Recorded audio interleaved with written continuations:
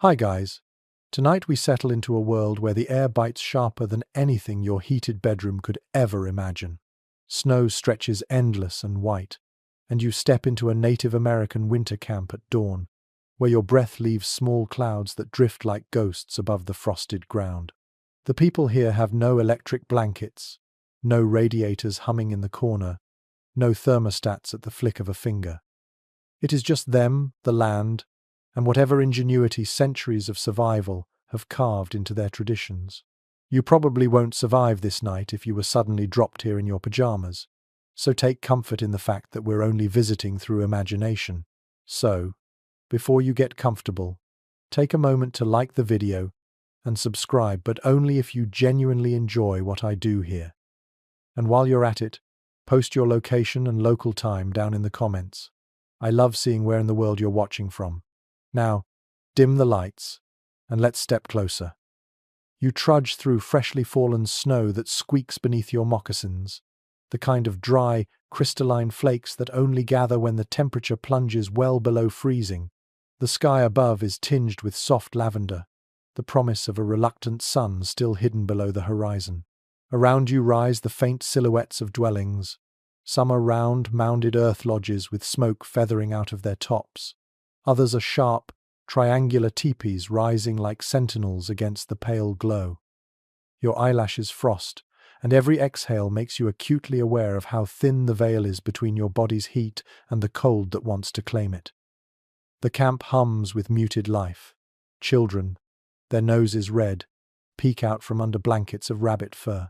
A dog shakes itself free of snow beside a fire pit, sending tiny white crystals flying into the air. You catch the faint smell of wood smoke mixed with animal hides, a scent that is both comfort and necessity here. The knowledge that without this smoke, this warmth, these furs, the people could not endure even one night, settles deep in your mind. A mainstream fact reminds you that many tribes of the plains and the northern woodlands shifted their dwellings seasonally. In the summer, lightweight structures suited the heat and mobility of hunting. In the winter, sturdier, heat-retaining lodges became essential, sometimes dug partially into the earth to harness the insulation of soil. This was not a careless choice. It was a calculated dance with climate. They knew the Earth's warmth better than most modern engineers know insulation ratings. You step closer to one of the lodges. Its entrance is small, almost mean-looking, forcing you to crouch low as you imagine crawling inside. But that tiny entry keeps out icy drafts. Inside, the air would hit you with a blast of smoky heat, a sudden contrast that makes your chilled skin sting before it soothes. And yet, historians still argue whether the smoke that filled these lodges was more help or hazard. Some claim the constant inhalation caused long-term damage to lungs, while others insist it toughened bodies against winter colds. You picture the interior, smoke swirling, sparks glowing, the air heavy but warmer, life saving in every sense. Quirky details emerge too. Some accounts describe people plugging gaps in the walls with moss or even frozen mud, an odd trick that worked better than it sounds. Snow, after all, can insulate if you know how to use it. Imagine pressing handfuls of icy powder against a wall, and instead of it melting, it becomes part of the structure, sealing out bitter winds. You'd never think of snow as a friend in survival, yet here, it quietly lends its help. The frost makes you look up. A crow flies overhead, black wings slicing through pastel dawn. Its call is harsh, but to the people here, it is a familiar companion. Life in winter is not silent, even if the snow muffles footsteps and voices. There is always the sound of crackling firewood, the breath of animals, the whistle of wind around huts, and the occasional cry of a bird scouting for scraps. These noises root you in the present, reminding you that despite the hardships, this camp is alive. As you walk further into the camp, you catch sight of hunters returning from an early check of traps. They carry nothing yet, but their faces are calm. They know that survival is not measured in hours, but in patience stretched across months. The fur-lined hoods around their heads are rimmed with frost, their movements slow but deliberate. You imagine the sensation of pulling such a hood tighter, the sharp scent of animal hide near your nose, the rough texture brushing your skin. For a moment, you wonder, could you truly sleep in such a place, where every breath feels like a borrowed gift from the fire?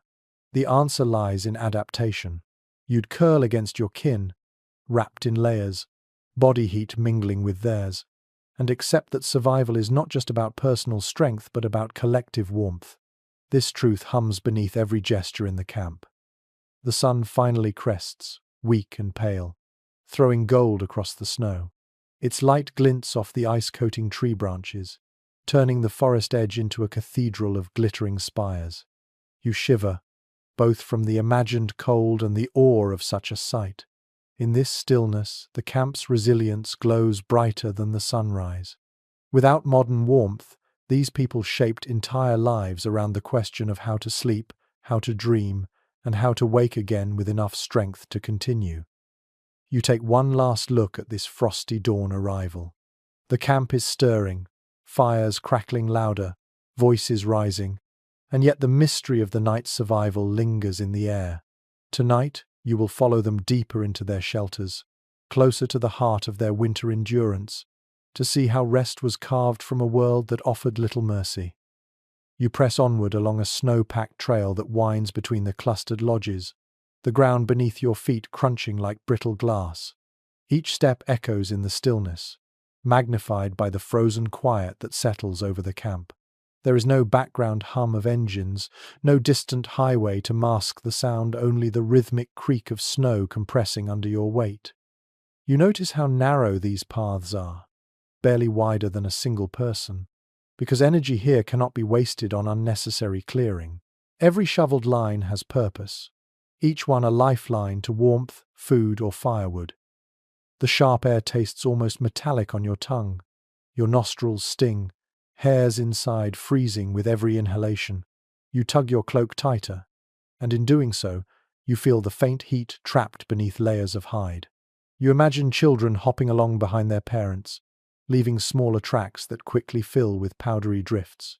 Dogs pad confidently ahead, their paws accustomed to the icy bite, fur frosted yet resilient. To your right, you see where the snowbanks rise taller than your shoulders, walls sculpted by both human hands and relentless wind. These barriers are not just obstacles, they are allies, redirecting gusts away from fragile shelters. A mainstream historical fact comes to mind here. Many winter camps were deliberately positioned near groves of trees or natural embankments, where wind could be softened and snow used as a shield. Location was everything. To choose poorly meant exposure, to choose wisely meant survival. Tribes carried centuries of knowledge about where the land offered its subtle protections. But let's pause with a curious detail. Some reports suggest that certain groups sprinkled ashes across paths to prevent them from icing over, a trick you might associate more with modern city streets than ancient camps. It gave traction in a world where one slip could break a bone and mean disaster. You picture the odd contrast. Fine grey ash against pristine white snow, a reminder that ingenuity often rests in the simplest gestures. Historians still argue whether these trails were more communal arteries or guarded passageways. Did every person move freely across the snowy web, or were some paths reserved for hunters, elders, or ritual purposes? The evidence is mixed, leaving you to imagine how rules of etiquette mingled with the necessity of survival. Either way, each step you take is on ground deeply trodden with meaning. Your senses heighten as you notice subtle signs of life pressed into the snow. Rabbit tracks hop in delicate arcs, vanishing beneath a mound. A faint trail of deer scatters into the trees, luring hunters outward. Even human prints differ: broad adult strides, smaller child steps, and the heavy drag of a laden sled. If you bend to touch the tracks, the snow is crusted, sharp enough to scratch your skin, yet beneath lies softer powder, muffled and forgiving. The sounds here are delicate but persistent. Far off, you catch the hollow thunk of someone splitting wood, each strike echoing like a heartbeat. Closer, the flap of a lodge cover rustles, releasing a puff of smoke and a child's laughter. And then silence returns, thick and blanketing, as if the snow swallows everything it touches. Imagine lying down in such quiet, the stillness heavy enough to lull your mind into sleep, though the cold would surely rouse you before dreams arrived. As you move along the packed trail, you realize that every pathway is layered with stories. Generations have walked these same patterns, the snow repacked again and again until it hardens like stone. In your mind, you can almost feel the rhythm of footsteps at dusk, hunters trudging home, women carrying bundles of gathered wood, elders moving carefully but steadily, all converging along these arteries of survival. What strikes you most is how the trails are not merely practical but also communal. They connect each family's shelter, weaving them together into something more than isolated lodges. They remind you that survival is rarely solitary here. Even sleep, the most vulnerable state of all, depends on collective work, clearing paths, tending fires, hauling furs, preparing food. The trail under your feet is proof of that interdependence, pressed into snow by countless souls. Your own breath quickens with the effort of walking. The cold bites your fingers, and you tuck them deeper into your mittens, grateful for the imagined insulation. You reflect on how every sensory detail, the sting in your lungs, the crunch of packed snow, the faint glow of firelight flickering between lodges, would have been part of daily life for those who truly lived this. To them, it wasn't exotic or harsh. It was simply winter, something endured with grit and quiet skill. At the end of the path, you glimpse a larger space, a central clearing where trails meet like spokes on a wheel. Fires flicker here, guarded and fed, and you sense this is where the pulse of camp beats strongest. The snow-packed trails have carried you into the heart of communal endurance. Here, warmth will gather, and stories will rise to remind weary bodies why it's worth surviving another frozen night. You leave the central clearing behind and step into one of the winter lodges, drawn by the rich scent of hides and the glow of firelight. Inside, the dim space feels worlds apart from the glittering snowfields you've just trudged through. The air is smoky and heavy, but compared to the frost outside, it is thick with comfort. You blink as your eyes adjust, and soon you notice the walls rising around you, not smooth wood or stone, but a patchwork of animal hides layered one over the other like protective skin. Each fur carries its own story. The sweep of a buffalo hide, thick and shaggy, the softer glint of deer pelts, the mottled texture of beaver fur. Together, they create a barrier that is both practical and symbolic, the line between freezing death and enduring warmth. The sensation of brushing your hand against one of these hides is unforgettable. They feel rough in some places, supple in others, worn smooth from years of use. They smell faintly musky, with the earthy aroma of animals, smoke, and human touch all mingling. To you, raised in a world of factory-made fabrics, it may feel strange, almost primitive. But to the people here, these hides are refined tools, perfected by generations of tanning, softening, and stitching. They are not crude improvisations, but carefully crafted armor against the cold. Here's a mainstream historical fact. Among plains tribes, buffalo hides were often the most prized for winter coverings. A single large hide could span across a lodge wall or drape across several sleepers, and when doubled, it became nearly impervious to cutting wind. Hunters knew to harvest the animals in late fall, when their coats were thickest, ensuring that the winter supply of warmth was secured. Without such foresight, the nights could easily turn deadly. And then comes a quirky tidbit. Did you know that some hides were deliberately decorated, even though their main purpose was insulation? Painted images, symbols, or dyes were added to certain skins, turning practical walls into living canvases. Imagine dozing off at night, half buried under pelts, while faint figures of animals or geometric designs watched over you. Warmth and art were not separate things here. They were stitched together. Historians still debate how much individuality was expressed in these painted hides.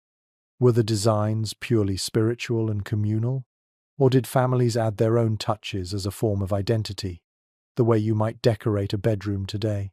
Some scholars argue that these symbols were almost like signatures, while others think they remained largely standardized.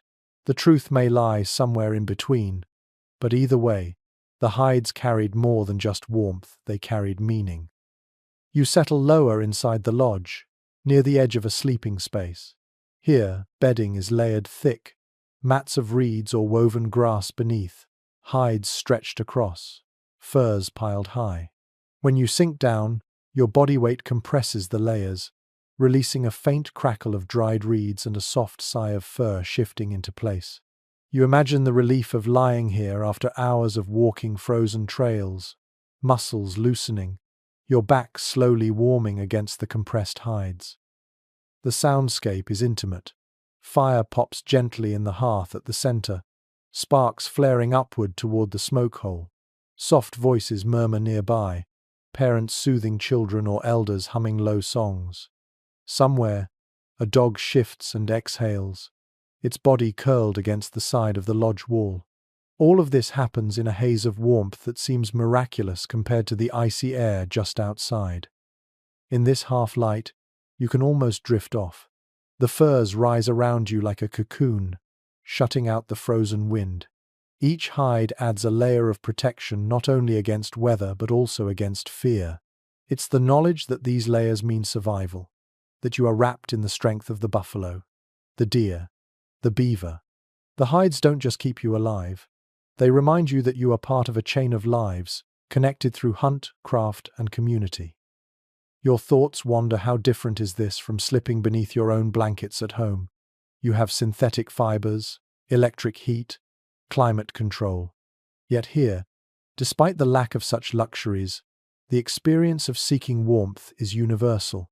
Your body recognizes comfort, your heart slows, your breath steadies. It is the same act, a human being curling into safety for the night. Someone across the lodge stirs, shifting a pile of furs over their shoulders. The rustle is soft, like waves of fabric. You notice how communal the arrangement island. Families do not each have their own separate beds but share broad sleeping platforms, lying close together beneath layers of hides. It is warmth built not just from material but from togetherness. As your eyes grow heavy in the fire's glow, you realize how profound these layered hides are. They are walls, blankets, symbols, and memories, all at once. Without them, no one in this camp could face the endless nights of winter. With them, people sleep, dream, and awaken again to another day of survival. And so, the hides and furs breathe their quiet promise: protection through the cold, endurance through the dark, and the soft, steady assurance that even in the harshest winters, warmth can always be found. You crawl back out into the crisp night air, the smell of smoke and hides clinging to your clothing. The snow stings your cheeks again, reminding you of just how thin the line is between comfort and danger. As you walk further into the camp, you notice another kind of dwelling rising from the frozen earth. Unlike the tipis, which taper sharply to the sky, these structures seem to hunker down into the land itself, their rounded shapes partially swallowed by the soil. You pause to study them. These are earth lodges, and they hold a secret, warmth gathered from beneath the very ground. Stepping closer, you see how their walls are built with a skeleton of timber poles, angled inward like a giant ribcage, then layered thick with grasses, reeds, and finally covered with packed earth. Snow lies on their roofs like icing, but instead of threatening collapse, it insulates further, sealing in precious heat. The entrance is low and narrow, forcing you to bend, almost crawl, to enter another clever way to keep drafts from stealing warmth. Inside, the difference is striking. The air is warmer, the ground more stable. You realize the floor dips slightly below the level of the surrounding land. By digging down, the builders made use of the Earth's own steady temperature, a natural buffer against the brutal swings of winter weather. It feels quieter too, as if the Earth itself muffles the howls of wind. A mainstream historical fact grounds this image. Earth lodges were common among tribes of the plains and the Missouri River Valley, like the Mandan and Hidatsa. These communities often built villages of dozens, even hundreds of such lodges, clustered close together. Each could house several families, sometimes 20 or more people, all gathered under one earthy roof. In winter, this concentration of bodies, fires, and thick insulation created pockets of surprising warmth. And here's a quirky little detail: some earth lodges had roofs sturdy enough to walk upon. Children would clamber up the slopes, playing games even in deep snow, their laughter echoing across the frozen village. Imagine sitting inside, drifting towards sleep, while faint thuds of running feet reverberated above you like muffled drums. It was a reminder that life, even in harshest winter, carried joy alongside survival. Historians still debate whether these lodges were primarily practical or also ceremonial. Some argue their construction mirrored cosmic symbolism, the circular form reflecting the universe, the central fire embodying the Sunday. Others suggest that while symbolism was present, the pressing reality of cold dictated their form.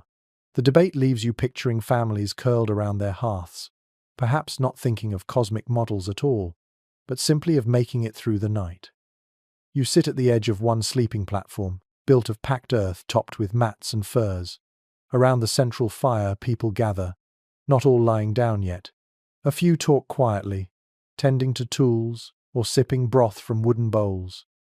The flames dance upward, their smoke funneled through a vent at the roof's peak, though much of it lingers, making the air hazy. The fire's glow flickers across the lodge walls, turning the earthen curves into a kind of womb, dark, protective, and strangely comforting. The sensation here is heavier than in the tipi. You feel wrapped not just in hides, but in earth itself. The walls are cool to the touch, yet they radiate steadiness, as though the land is cradling you. Your body relaxes in ways you didn't expect. Outside, storms may rage, but inside the earth lodge, there is the calm hush of endurance. A child nearby stirs, adjusting a rabbit fur blanket. A woman strokes her hair, humming softly. The song is low, almost indistinguishable from the crackle of firewood, but it weaves the moment together. Your eyelids flutter at the rhythm of it, lulled by the mixture of voice and flame. You can imagine falling asleep here, with smoke curling upward, heat seeping outward, and the steady weight of soil pressing gently from all sides. If you listen closely, you can hear water dripping faintly, where melting snow seeps through and freezes again, creating tiny crystals along the inner walls. The lodge breathes with the environment, absorbing and releasing in a cycle as old as the earth itself. This is not a fragile shelter, but a living system, resilient and responsive. The thought crosses your mind. What would it feel like to wake inside one of these lodges at dawn? You'd open your eyes to dim light filtering through the smoke hole, stretch stiff muscles against the reeds, and feel the warmth of family pressed nearby. The fire would be embers now, glowing red, waiting for new wood. And you'd rise, brush the sleep from your eyes, and step into the cold with a renewed sense that the earth itself had lent you strength to survive. So as you lie in this imagined space, half buried in earth and fur, remember this: these lodges were more than homes. They were lessons carved in soil, reminders that the land is not an enemy to fight, but an ally to embrace. In the heart of winter, they were sanctuaries of warmth, and in their silence, they whispered that survival could be found in the very ground beneath your feet. You pause at the threshold of another lodge, where the beating heart of winter life pulses strongest. Step inside, and your senses are engulfed by the glow and crackle of a fire rising from the central hearth. The flames lick upward, casting orange ripples of light across faces that circle it, their eyes reflecting both fatigue and reassurance. The hearth is not merely a convenience, it is survival itself. Without it, the cold would creep into every pore and freeze the marrow of your bones. Here, though, the fire is a living presence, as vital as breath. The warmth strikes your skin immediately, chasing away the sting of frost you've been carrying since stepping outdoors. You feel your shoulders unclench, your breath deepen, and a faint sweat bead along your brow, despite the frigid world just outside the lodge. Families huddle near, some stretched out under layers of furs, others sitting cross-legged, their hands extended to catch the waves of heat. The fire is never allowed to die completely. Embers glow even through the darkest hours, tended carefully, because to lose the fire in winter is to court death. It's well documented that across countless indigenous groups, the hearth served not just as a heat source, but also as the axis of domestic life. Cooking, tool-making, conversation, and ceremony often revolved around it. To sleep beside the hearth was to rest within the camp's core. You imagine yourself curling close, lulled by the rhythmic pop of sap inside burning wood, the faint aroma of roasting meat blending with smoke, and the hush of whispers trailing into silence. And yet, you might be surprised to learn that fires indoors were not always roaring blazes. Too much flame meant too much smoke, and too much smoke meant burning eyes and choking lungs. Instead, fires were kept small and steady, coaxed like living pets rather than unleashed like wild beasts. A glowing bed of coals often provided more enduring comfort than high flames. You picture people adjusting logs with sticks, nurturing embers as though feeding them crumbs. Some evidence suggests there were disagreements, even within households, about how to manage the smoke. Should the vent be left open wider, letting warmth escape, or kept narrow, filling the lodge with haze but preserving heat? Anthropologists continue to puzzle over whether each family had standard practices or improvised nightly. Imagine lying under furs, eyes watering from smoke, yet reluctant to move, because stepping away from the fire's circle meant icy drafts. It was a delicate balance. Endure a little choking to preserve a lot of warmth. As you settle deeper into the imagined lodge, the fire seems almost hypnotic. Flames twist and curl, shadows flicker across the walls, and the shapes remind you of animals, trees, or spirits. Children stare with wide eyes, their dreams merging with the dance of light. Adults murmur softly, telling stories that rise and fall in rhythm with the sparks. This is where culture grows as much as warmth, knowledge, and memory carried in tales passed beside the fire. You notice too the soundscape, the soft hiss as sap bursts, the occasional crack that sends sparks shooting upward, the shuffling of feet as someone shifts closer. Against this backdrop, the voices are steady and low, like the heartbeat of a community. You lie down near the edge, where the heat is gentle rather than scorching, and pull a hide up to your chin. The texture of the fur is coarse at first, but softens as it warms. Oddly enough, not every fuel was wood. Some accounts mention dried buffalo dung used when timber was scarce, particularly on the plains. Imagine the peculiar smell, earthy and sharp, filling the lodge. To modern noses, it might seem unpleasant, yet to those who lived here, it was the fragrance of survival. You might wrinkle your nose at first, but soon you would accept it, maybe even associate it with security. The fire does more than warm bodies, it guards against the intangible. Many indigenous traditions spoke of fire as a sacred presence, a boundary against harmful spirits that prowled during the long night. When flames crackled, people believed they were not alone but accompanied by forces that protected them. The hearth was at once practical and mystical, a bridge between body and spirit. Your eyes follow the smoke curling upward to the vent in the roof. Sometimes it escapes in smooth streams, other times it drifts back down, weaving a grey veil through the room. The air feels thick, your throat dry, but your body loosens under the steady heat. You realize how sleep here is not accidental but orchestrated by centuries of practice. The fire is tended in shifts, one person always responsible for keeping it alive. Even in dreams, someone is awake, watching, ensuring the night passes safely. Experts remain divided on whether people preferred to sleep with their heads nearest the fire or farthest away. Some argue closeness offered immediate warmth but greater risk from sparks. Others suggest lying farther back gave steadier comfort, though with less intensity. In either case, it is clear that the positioning of sleep was not random.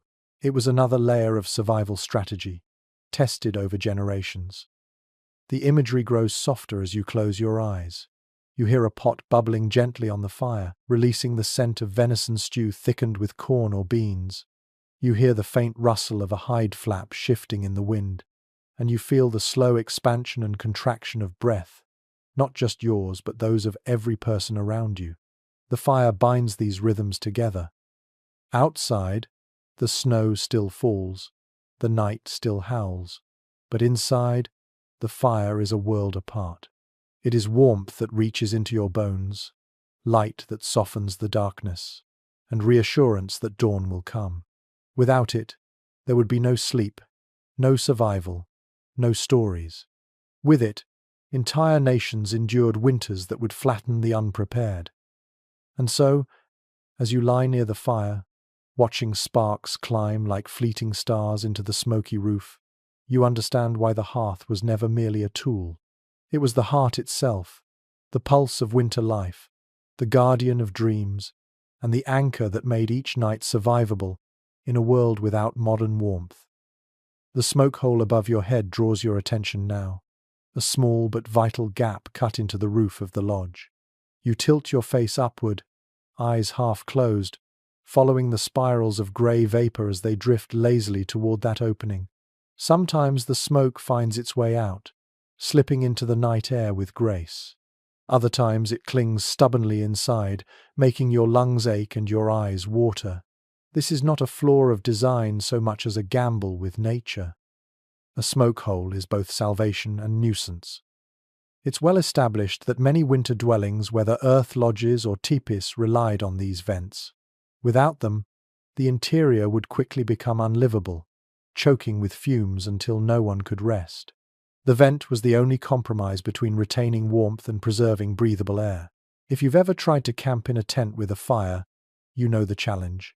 Too much opening, and all your heat flees. Too little, and your chest tightens with smoke. These ancient engineers understood that same tension, and lived with it every single night. One curious detail surfaces in some accounts. People would sometimes position their sleeping spaces deliberately to catch the thin stream of clean air that drifted in through the hole. Imagine lying down in a crowded lodge, searching for that invisible thread of freshness, like a personal lifeline within the haze. It might not have been much, but in the midst of smoke-heavy air, it was enough to soothe the lungs.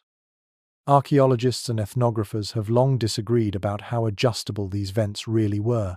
Some argue that coverings of hide could be shifted with poles to control airflow, a clever system akin to a movable skylight. Others maintain that such adjustments were too limited to be effective in harsh storms, leaving smoke to accumulate regardless of intent.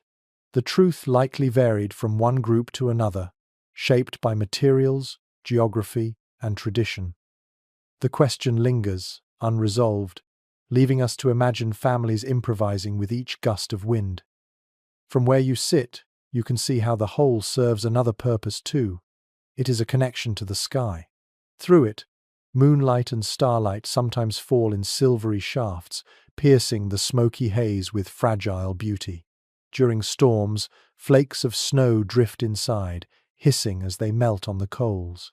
Children stare upward at the shifting patch of sky, perhaps dreaming of spirits passing by. What seems to you like a simple vent becomes for them a window between worlds. The sounds reinforce this sense of connection. You hear the faint whistling of wind tugging at the opening, moaning like a low flute. Occasionally, a draft slips down, swirling through the lodge before vanishing again. The effect is both eerie and reassuring. The lodge breathes along with the fire, inhaling and exhaling through its narrow throat to the heavens. Oddly enough, some oral histories suggest that people timed their storytelling to the flow of smoke. When it rose steadily, it was said the spirits were listening, so stories were told with care. When the smoke wavered or circled, it signaled distraction, and conversation shifted to mundane topics. Whether you take this literally or as metaphor, it adds a layer of intimacy between daily life and unseen forces. You might wonder how anyone managed to fall asleep in such conditions, coughing and squinting through haze. Yet, over time, the body adapts. What would make you restless instead becomes background rhythm, the throat scratch a familiar companion, the eyes watering a sign of warmth rather than danger. Imagine curling beneath a hide, the smoke curling too, both of you weaving into the same nocturnal fabric. Some elders likely slept closer to the smoke hole itself, resting in slightly elevated places where drafts kept the air clearer. Children, on the other hand, were bundled low, their cradles tucked away from direct gusts. It is remarkable how each person in the lodge found a niche suited to their body's tolerance, as though the architecture itself guided them into proper placement. As you close your eyes, you picture the contrast. Above, the cold stars blaze in vast silence. Below, humans curl in warmth, smoke rising from their fragile shelter to mark their existence. That thin column of vapor, escaping through the hole, was visible from far off like a flag declaring, "We are here, we endure." In the end, the smoke hole was more than ventilation. It was a compromise, a symbol, a reminder that survival always dances between discomfort and relief. Through it, warmth remained possible, breath remained steady, and dreams could rise into the night sky like sparks seeking a home among the stars. You shift your gaze from the smoke hole back toward the edges of the lodge, where sleeping platforms line the walls like low shelves. These platforms are raised slightly above the floor, enough to keep sleepers off the cold ground but still close to the radiant heat of the fire. As you crouch closer, you notice the careful layering reed mats, woven grasses, and then generous piles of hides and furs. This arrangement is deliberate, the result of centuries of fine-tuning how to transform an earthen floor into a cradle of warmth. What we know for certain is that these sleeping platforms were not individual beds, but communal spaces. Families stretched across them shoulder to shoulder, children nestled between adults, elders tucked under thickest coverings. To you, accustomed to the privacy of mattresses and bedrooms, the closeness may feel startling. But here, proximity was its own insulation. Each body radiated heat, adding to the shared reservoir of warmth beneath the hides. One odd yet fascinating practice occasionally mentioned in accounts is the use of cattail or bulrush mats beneath the furs. These mats added springiness, but more importantly, they acted as insulation. Imagine the faint rustle of dried reeds under your back as you shift in your sleep, a sound like whispers from the marshes where they were harvested. It's a small detail, yet it reveals how people turned every natural material into a survival tool. Researchers still disagree about how standardized these platforms were across different regions. Some evidence suggests elaborate raised wooden frames in certain villages, while others relied on simpler earthen benches dug into the wall. The disagreement reflects just how diverse native technologies were adapted to local resources, climate, and cultural preference. What unites them, however, is the principle: never lie directly on frozen ground if you want to wake up alive. The sensory world of these platforms comes alive when you imagine lying down. Your body sinks slightly into the reeds, cushioned yet firm. The pelts drape heavily over you, their coarse exteriors rough but the underfur soft against your skin. You can smell the lingering musk of buffalo, the faint resinous odor of pine where mats were stitched, and the omnipresent overlay of wood smoke. Each inhale carries the memory of the material's origins: riverbanks, forests, prairies now woven together to guard you in the night. Children, restless by nature, would wriggle under the furs, giggling until hushed by tired parents. Elders might lie still, conserving energy, their breaths shallow but steady. Dogs often curled at the edges of the platforms, adding their warmth and vigilance to the circle. The arrangement was never random. It was a carefully orchestrated choreography of survival, where every presence had a place. You might be surprised to learn that bedding itself was sometimes perfumed with herbs. Sweetgrass or sage could be tucked into the layers, both for their scent and for their believed protective properties. Imagine drifting off with the soft sweetness of grass mingling with smoke, an aromatic lullaby that blurred the line between comfort and ritual. The debates continue among anthropologists about whether these platforms doubled as daytime spaces for socializing. Some argue they were strictly for rest, while others note that in cramped winter lodges there was little division. Children played on them, women worked on them, stories were told on them. In such a view, the platforms were not just beds but stages where daily life unfolded. As your own body relaxes in this imagined place, you notice how still the night becomes. The fire crackles, but most voices fade, replaced by the rhythmic breathing of dozens of sleepers. The sound is hypnotic, an undulating tide of inhalations and exhalations, carrying you into drowsiness. The fire's glow softens, and the hides press heavier, grounding you in a warmth that seems almost miraculous against the frozen world outside. And yet, there is fragility here. One log forgotten on the fire, one gap left unsealed in the wall, and the cold would slip back in. Sleep is always balanced on the knife edge of vigilance and trust. That is why families pressed close on these platforms, trusting in one another's bodies as much as in the hides and mats. So when you close your eyes and imagine yourself there, reeds beneath, hides above, kin beside you, understand that sleeping platforms were never just furniture. They were extensions of community itself, woven from earth and grass, bound by warmth and proximity. In their embrace, people learned to sleep not in isolation but in communion, resting in layers of material and human connection alike. You notice how close the sleepers are to one another.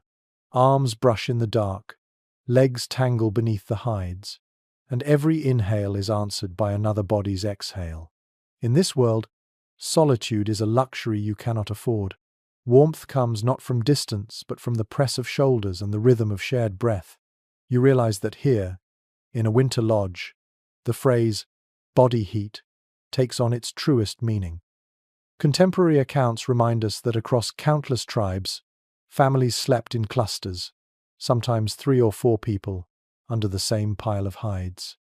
A single person wrapped alone might shiver, but pressed together, the human furnace became astonishingly effective.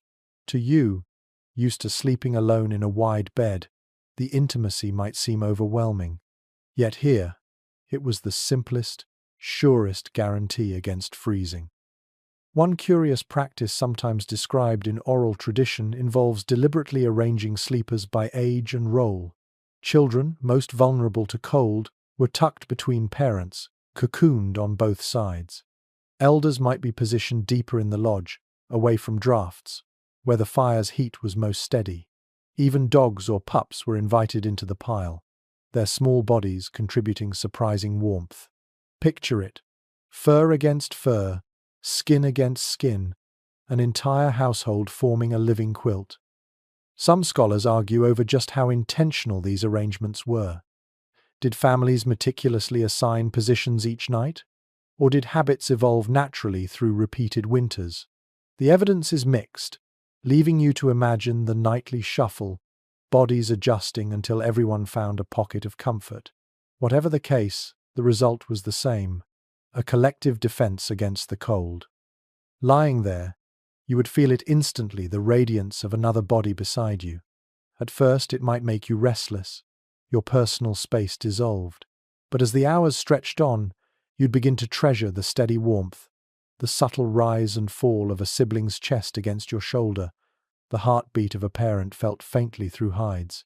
The cold outside could never replicate such intimacy. Oddly enough, some ethnographers recorded that children sometimes wriggled free from the communal piles, seeking their own adventure in a corner of the lodge. They often crept back quickly, noses numb, hands chilled, realizing independence came with an icy cost. The lesson was both immediate and unforgettable. Togetherness was not optional. The sensory detail here is striking. You imagine the heavy musk of multiple bodies mingling with the tang of wood smoke. The hides grow damp with condensed breath, frost forming along their outer edges. The heat is uneven, your toes may still feel chilled, but your chest stays warm, pressed against others. This unevenness is part of the experience, a reminder that survival isn't always comfortable, but always possible when shared. There's an echo here of something universal. Even in your own life, you've likely felt the instinct to huddle with others when the air grows cold. Think of power outages, camping trips, or nights when blankets weren't enough. That primal pull toward another body's warmth is ancient, coded into your very cells. The difference here is that for native communities in winter camps, it wasn't a rare exception, it was the nightly norm.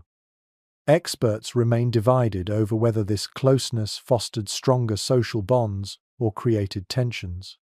Did constant contact breed affection, or did it spark irritations? Perhaps both. Imagine drifting into sleep soothed by a loved one's warmth, only to be jolted awake by a neighbor's elbow in your ribs. These contradictions made life rich, imperfect, and profoundly human.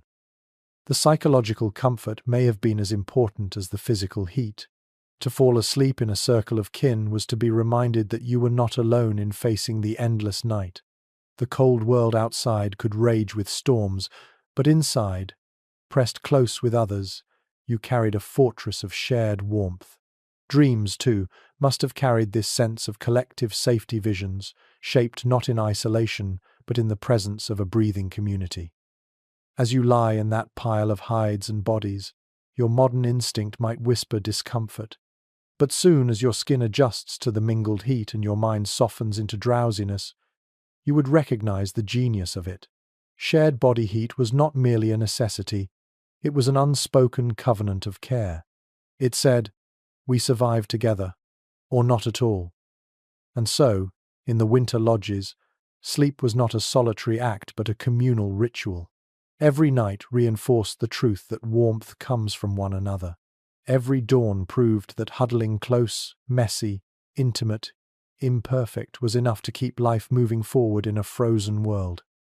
Step back outside for a moment, and you see the camp transformed into something extraordinary. Snow piles high around the lodges, banked carefully by human hands. At first glance, you might think these drifts are obstacles, something to be cleared away. But here, snow is not an enemy. It is an ally, pressed into service as an insulator, sealing warmth inside fragile shelters.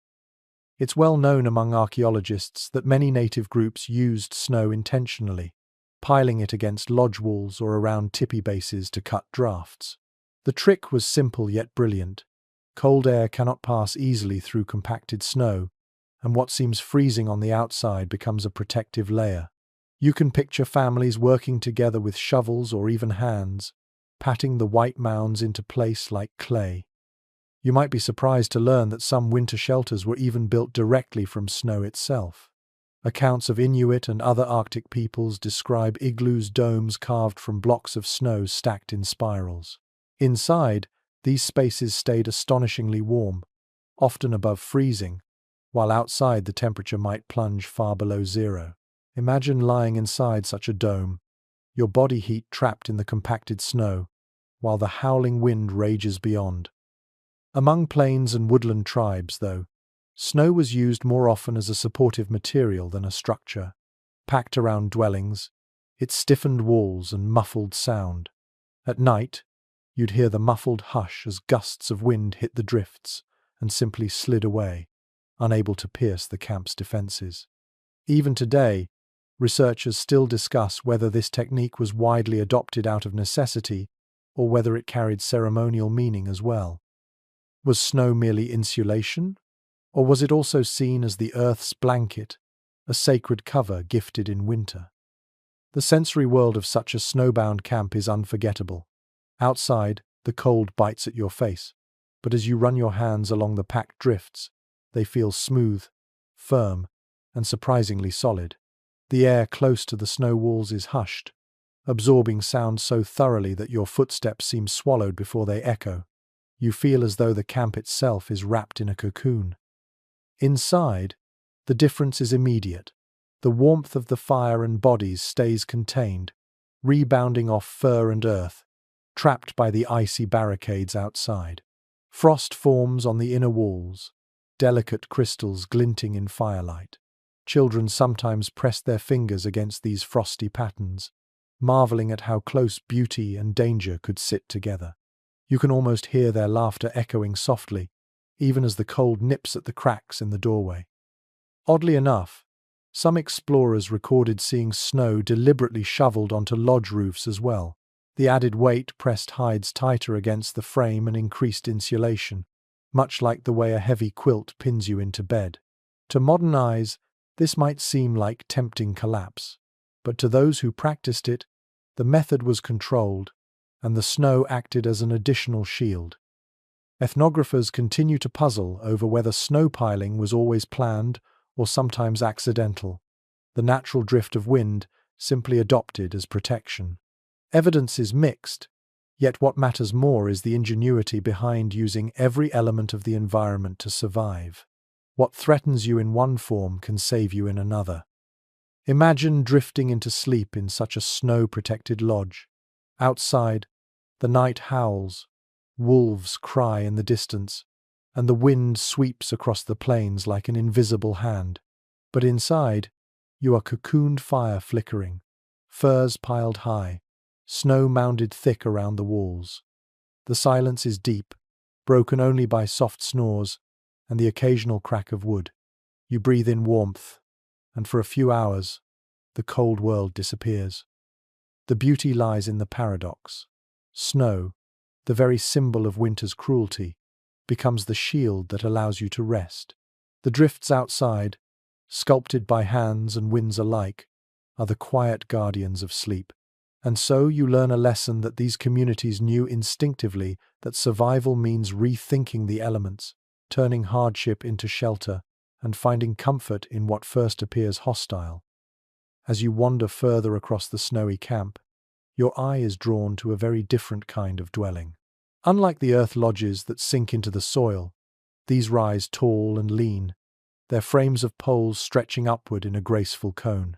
These are tipis, portable homes built for motion, easy to raise and dismantle, yet surprisingly capable of holding warmth against the biting winds.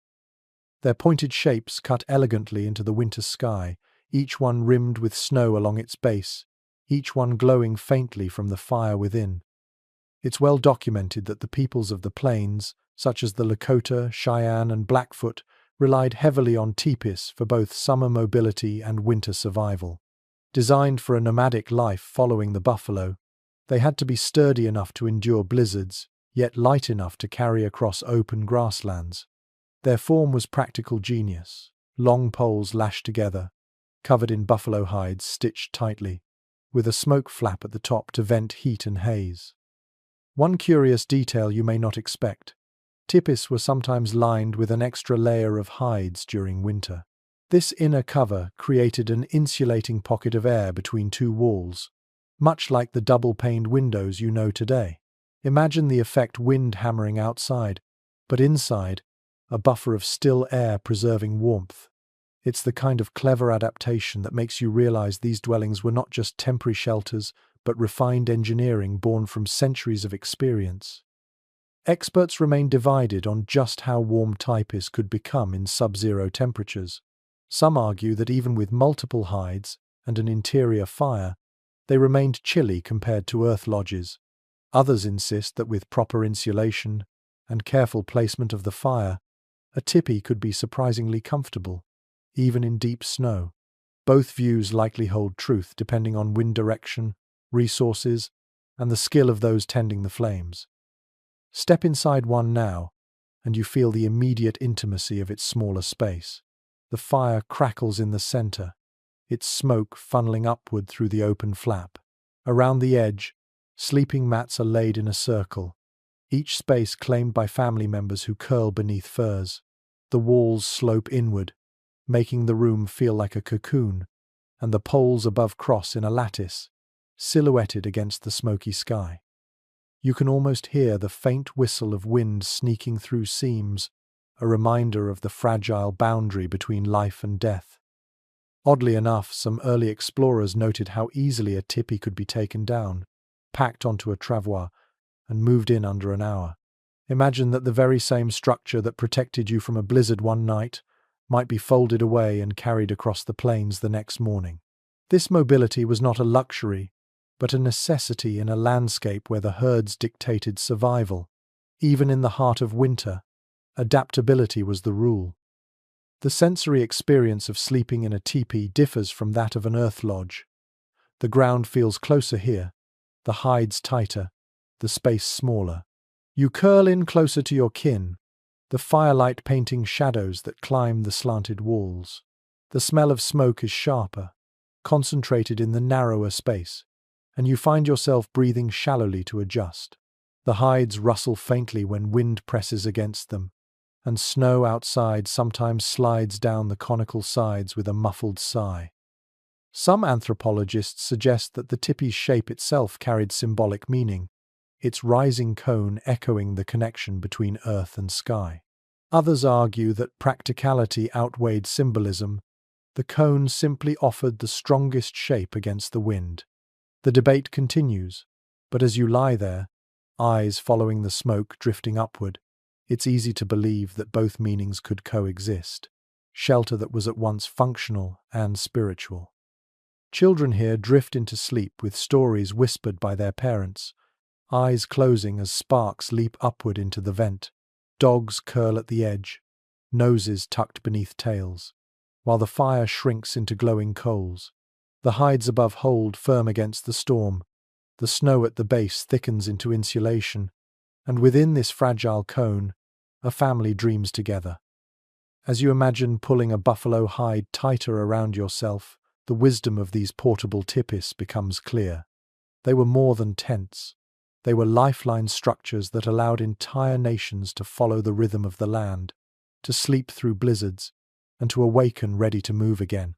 In their flickering light, you sense both fragility and resilience, woven together into a dwelling that has endured for centuries. The closer you look at the camp, the more you realize how central buffalo hides were to everything here. They are not just walls or blankets, they are the very fabric of survival. Picture one stretched taut over the frame of a tipi, its thick fur turned outward to deflect the icy wind. Another lies across a sleeping platform, its softness turned inward, warming the skin of those who curl beneath it. Every seam, every stitch, is a testament to how much life depended on the buffalo.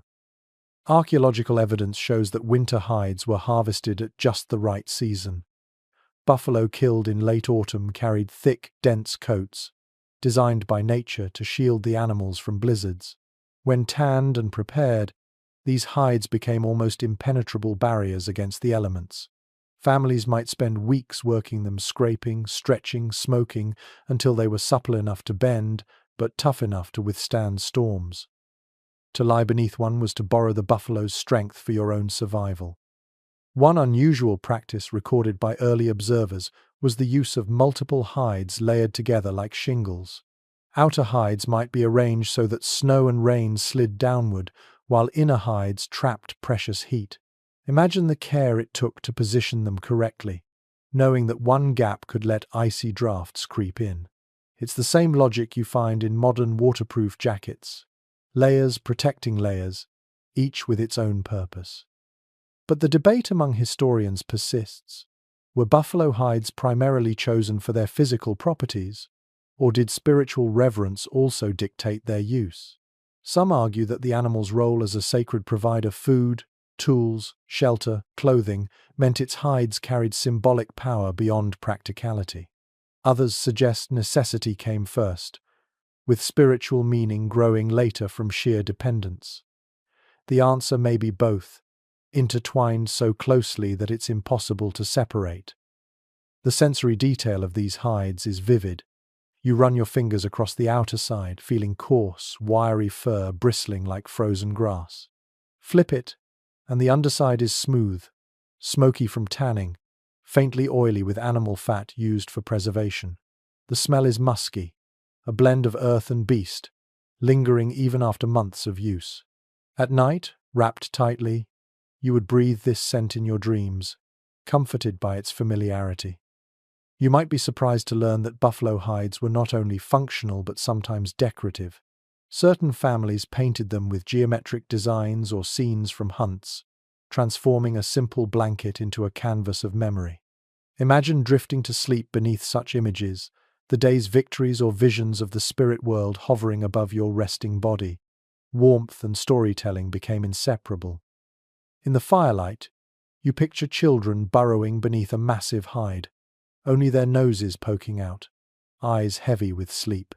Elders, slower to warm, might drape additional layers over themselves, cocooning until their bodies relaxed. Dogs nestled close, their fur mingling with buffaloes, creating a tapestry of warmth woven from many lives.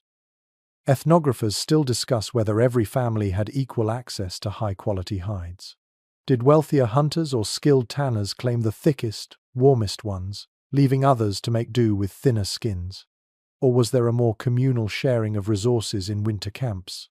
Accounts vary, reflecting the diversity of cultures and the shifting realities of scarcity.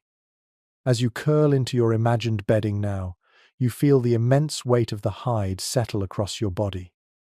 It is heavy, yes, but the heaviness comforts rather than smothers. The cold cannot penetrate.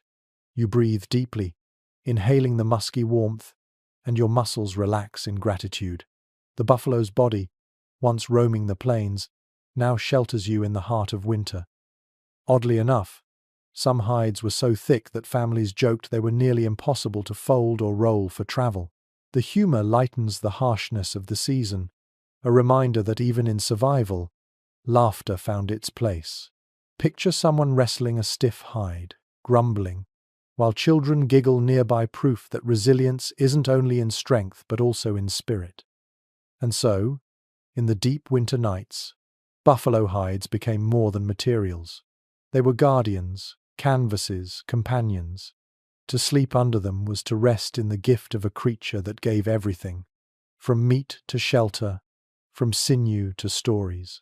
Each night spent beneath their warmth was another night the camp endured, another dream safely carried into morning. You step toward the edge of the camp now, where the cold sharpens into something even more biting. Here, families who live by the sea or along icy rivers keep a different kind of light glowing through the night. Duck beneath the flap of their shelter, and you're met not with the crackle of a wood fire, but with the steady, bluish flame of a stone lamp burning oil. The glow is gentler, lower, and the air carries the faint scent of seal fat.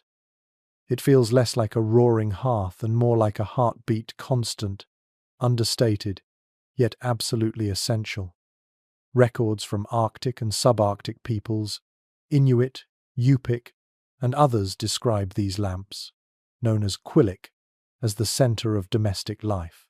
Made from carved stone, often soapstone, the lamp held rendered oil from seal, whale, or fish.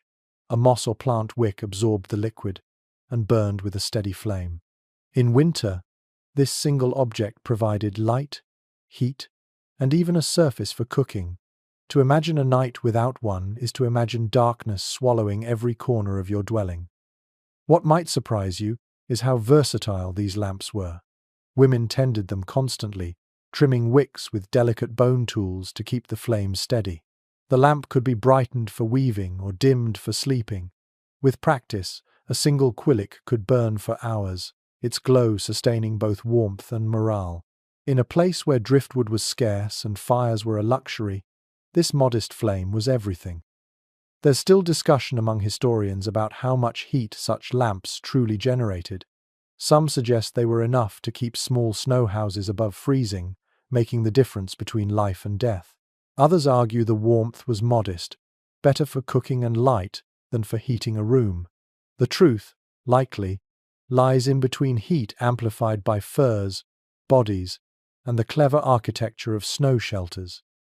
Close your eyes and imagine the sensory world of a lamp-lit night.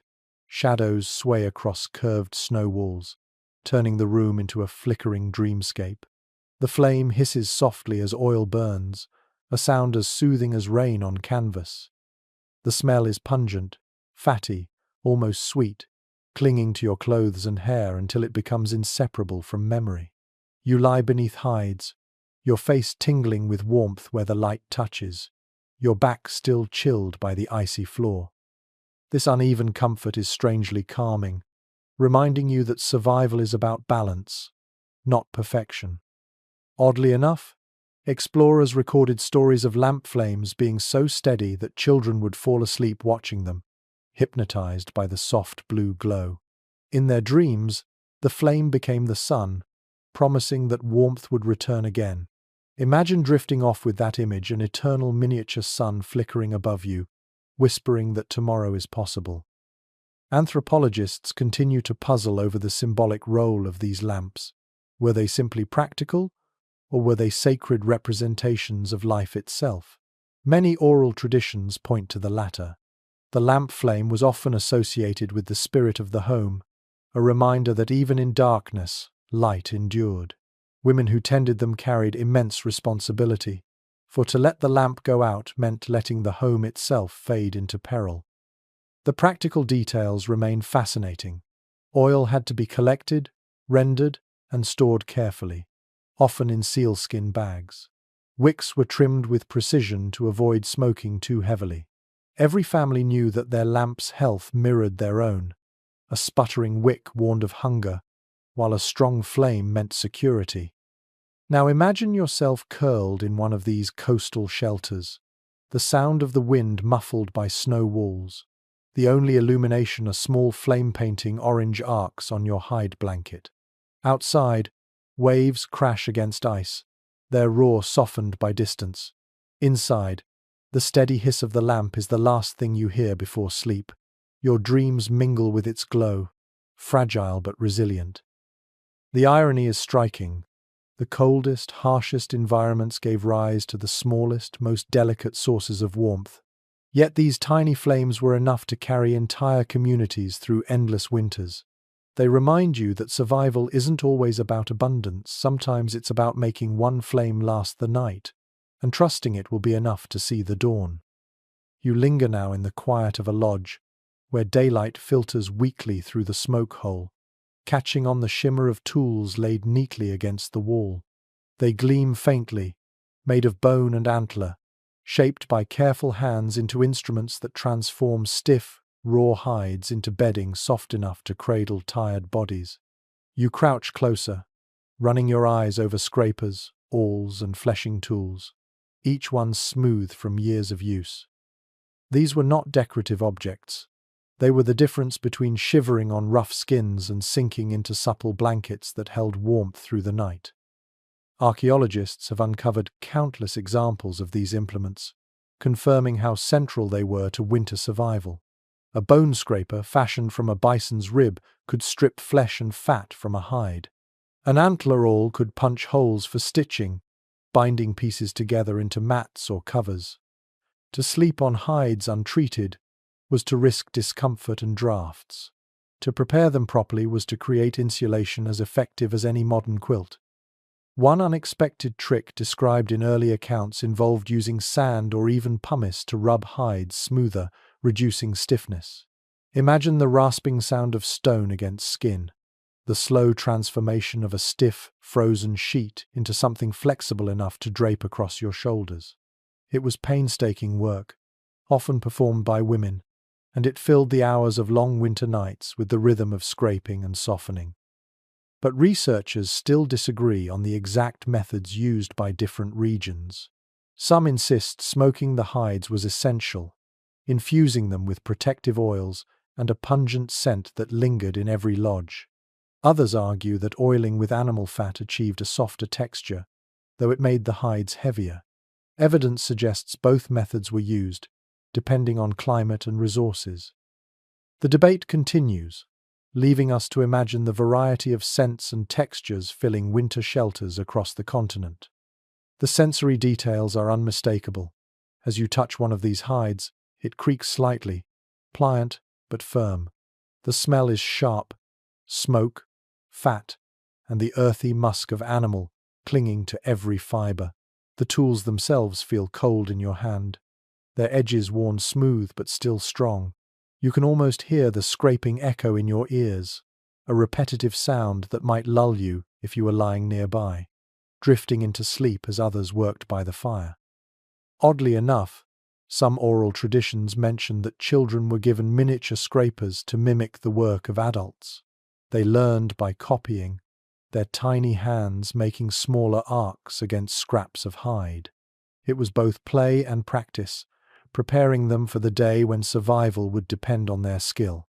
Picture a little one curling up afterward beneath the very fur they had helped prepare warmth earned by their own small effort. The tools weren't only for bedding, of course. They crafted clothing, moccasins, and tent covers.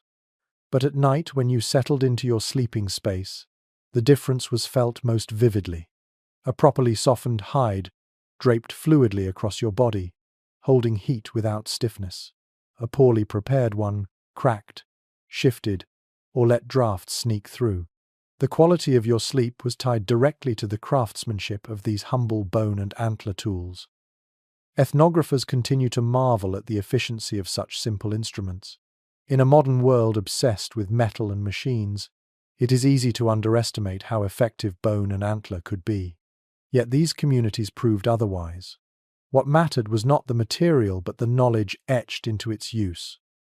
As you imagine lying back now, wrapped in hides softened by countless hours of scraping, you feel a deep appreciation for the labor behind every fold of warmth. Each blanket is not just the gift of an animal, but also the patient work of human hands. Every stitch, every softened seam, is a story of resilience written into fabric. And so, as you drift into sleep in this imagined lodge, the quiet scraping still echoes faintly in your ears. It is the lullaby of survival, a rhythm that turned bone into tools, hides into bedding, and bitter winter nights into places of rest. Without these humble instruments, warmth would have been fleeting. With them, entire families could dream beneath the steady glow of firelight, wrapped in layers of comfort that were both natural and handmade. You settle deeper into the lodge, and soon your nose catches something unexpected. It's not just smoke or the musk of hides, it's the faint, sweet tang of herbs slowly releasing their fragrance into the air. Someone has tossed a bundle of sage onto the fire, and the grey-green leaves curl and crackle, filling the room with a sharp, cleansing scent. You lean closer, inhaling, and realize this was not merely to mask odors. It was a comfort, a ritual, and sometimes even a medicine. Historical accounts confirm that many native communities relied on plants like sage, cedar, or sweetgrass to brighten long winter nights. These herbs burned with distinctive aromas, believed to purify spaces and calm spirits. They also had practical value. Cedar's resinous smoke could repel insects, while sage cleared musty smells from hides dampened with condensation. It's remarkable how one small addition to the fire could transform the atmosphere of a shelter. You might be surprised to learn that some herbs were tucked directly into bedding. Sprigs of sweetgrass, braided and dried, could be woven into mats or hidden beneath hides, releasing fragrance when pressed by the weight of bodies. Imagine lying down after a long day in the snow, pulling a fur up to your chin, and catching the faint perfume of plants harvested in warmer months. It was like keeping a piece of summer alive in the depths of winter. Scholars still debate how much of this use was purely practical and how much carried spiritual weight. Some argue that burning herbs was primarily about improving air quality in cramped, smoky lodges. Others emphasize their role in ceremonies, ritual smudging to cleanse negative energies and invite dreams free of harm. Perhaps both were true, each fire a mixture of medicine and meaning. The sensory richness is undeniable. As the herbs burn, smoke thickens with a sharper edge than wood alone. Your throat tingles, but in a refreshing way, and the aroma lingers on your skin. The sound is gentle, a soft hiss as oils are released, followed by a faint crackle. Around you, people breathe deeply, their eyes softening, shoulders relaxing. As though the plants reach into more than just lungs, they ease minds too. Oddly enough, some oral traditions mention cedar boughs laid across the floor of shelters before bedding was spread. These layers not only added insulation but released fragrance when walked upon. Children may have giggled at the crunch underfoot, while adults appreciated the subtle comfort it offered. Even the simple act of stepping into a lodge could feel welcoming when the air smelled of cedar instead of damp hides. Imagine drifting towards sleep with these scents weaving around you. Outside, Snow falls heavy and silent, pressing down on the world. Inside, the air is alive with the sweetness of burning grass, the resinous depth of cedar, the sharp clarity of sage. The herbs mingle with smoke, creating a kind of incense that blurs the line between survival and serenity. Researchers continue to wonder how much these aromatic practices shaped the psychology of winter life. Did the familiar smell of sage reassure children, the way lavender soothes you today? Did cedar smoke, drifting upward, feel like a bridge between the material and the sacred? What's clear is that these scents created continuity, linking one winter to the next, one generation to another. As you pull a hide tighter around your shoulders in this imagined space, the fragrance clings to the fabric. You close your eyes, and for a moment, the walls of the lodge seem to breathe with you. The herbs whisper of summer meadows, of green forests, of times when warmth was easy. They remind you that even in the coldest months, people carried memory and hope into their dreams. So the night becomes not only a place of endurance but of gentle ritual. Sleep is guided not just by fire and furs, but by the invisible threads of scent, weaving calm through the air. In this way, herbs became companions to rest fragile, fragrant guardians that turned smoke-filled lodges into sanctuaries of warmth and spirit alike. The fire has burned low now, its light dim, and your attention shifts to a smaller bundle tucked near the warmest part of the lodge. There, a baby lies swaddled so tightly in furs that only its face peeks out, cheeks rosy with the heat of sleep. You watch as the infant breathes steadily, its tiny chest rising and falling beneath rabbit fur wrappings.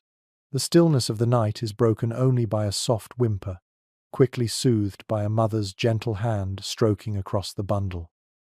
What we know from ethnographic records is that native families often crafted cradle boards or swaddling wraps lined with the softest materials available: rabbit, squirrel, or even bird down. These were not mere luxuries but essential safeguards. Children's bodies cooled quickly, and without careful protection, frostbite or worse could set in. The cradle board, often padded with furs and propped near the fire, became both bed and guardian. You might be surprised to learn that moss was sometimes used as diapering material inside these cradles. Dried and softened, it absorbed moisture while adding a cushion. Mothers replaced it frequently, ensuring babies stayed dry and comfortable through the night. Picture the faint, earthy smell of moss mingling with smoke and fur, the natural equivalent of baby powder, but harvested from streams and forests. Researchers continue to debate whether infants were always kept close to fires, or sometimes placed in colder spots, wrapped in many layers, to accustom them gradually to the chill. Some oral traditions suggest exposure toughened their bodies, while others emphasize the need to shield them constantly. Perhaps both practices coexisted, shaped by circumstance, season, and family belief. The sensory world of these infant beds is tender. The fur is unbelievably soft, tickling against a mother's fingers as she tucks it closer. The cradle creaks faintly when adjusted, its wooden frame warmed by the fire. The child's breath is sweet and warm, misting briefly in the cool drafts that still snake along the floor. You can almost hear the soft hum of a lullaby, words too quiet to catch, vibrating like a heartbeat against the still air. Oddly enough, some cradle boards were decorated with beads, quills, or charms meant to protect the child. These adornments dangled softly as the baby shifted, catching the firelight. They weren't simply aesthetic, they were symbols of prayer and protection, reminders that sleep was a vulnerable journey and needed safeguards beyond physical warmth. The entire community often shared responsibility. Older siblings might sit nearby, tasked with watching the cradle through the night. Elders sometimes told stories over the sleeping infant, believing words could shape the child's dreams. Sleep here was not an individual act but a collective promise that the youngest would wake safely to see another day.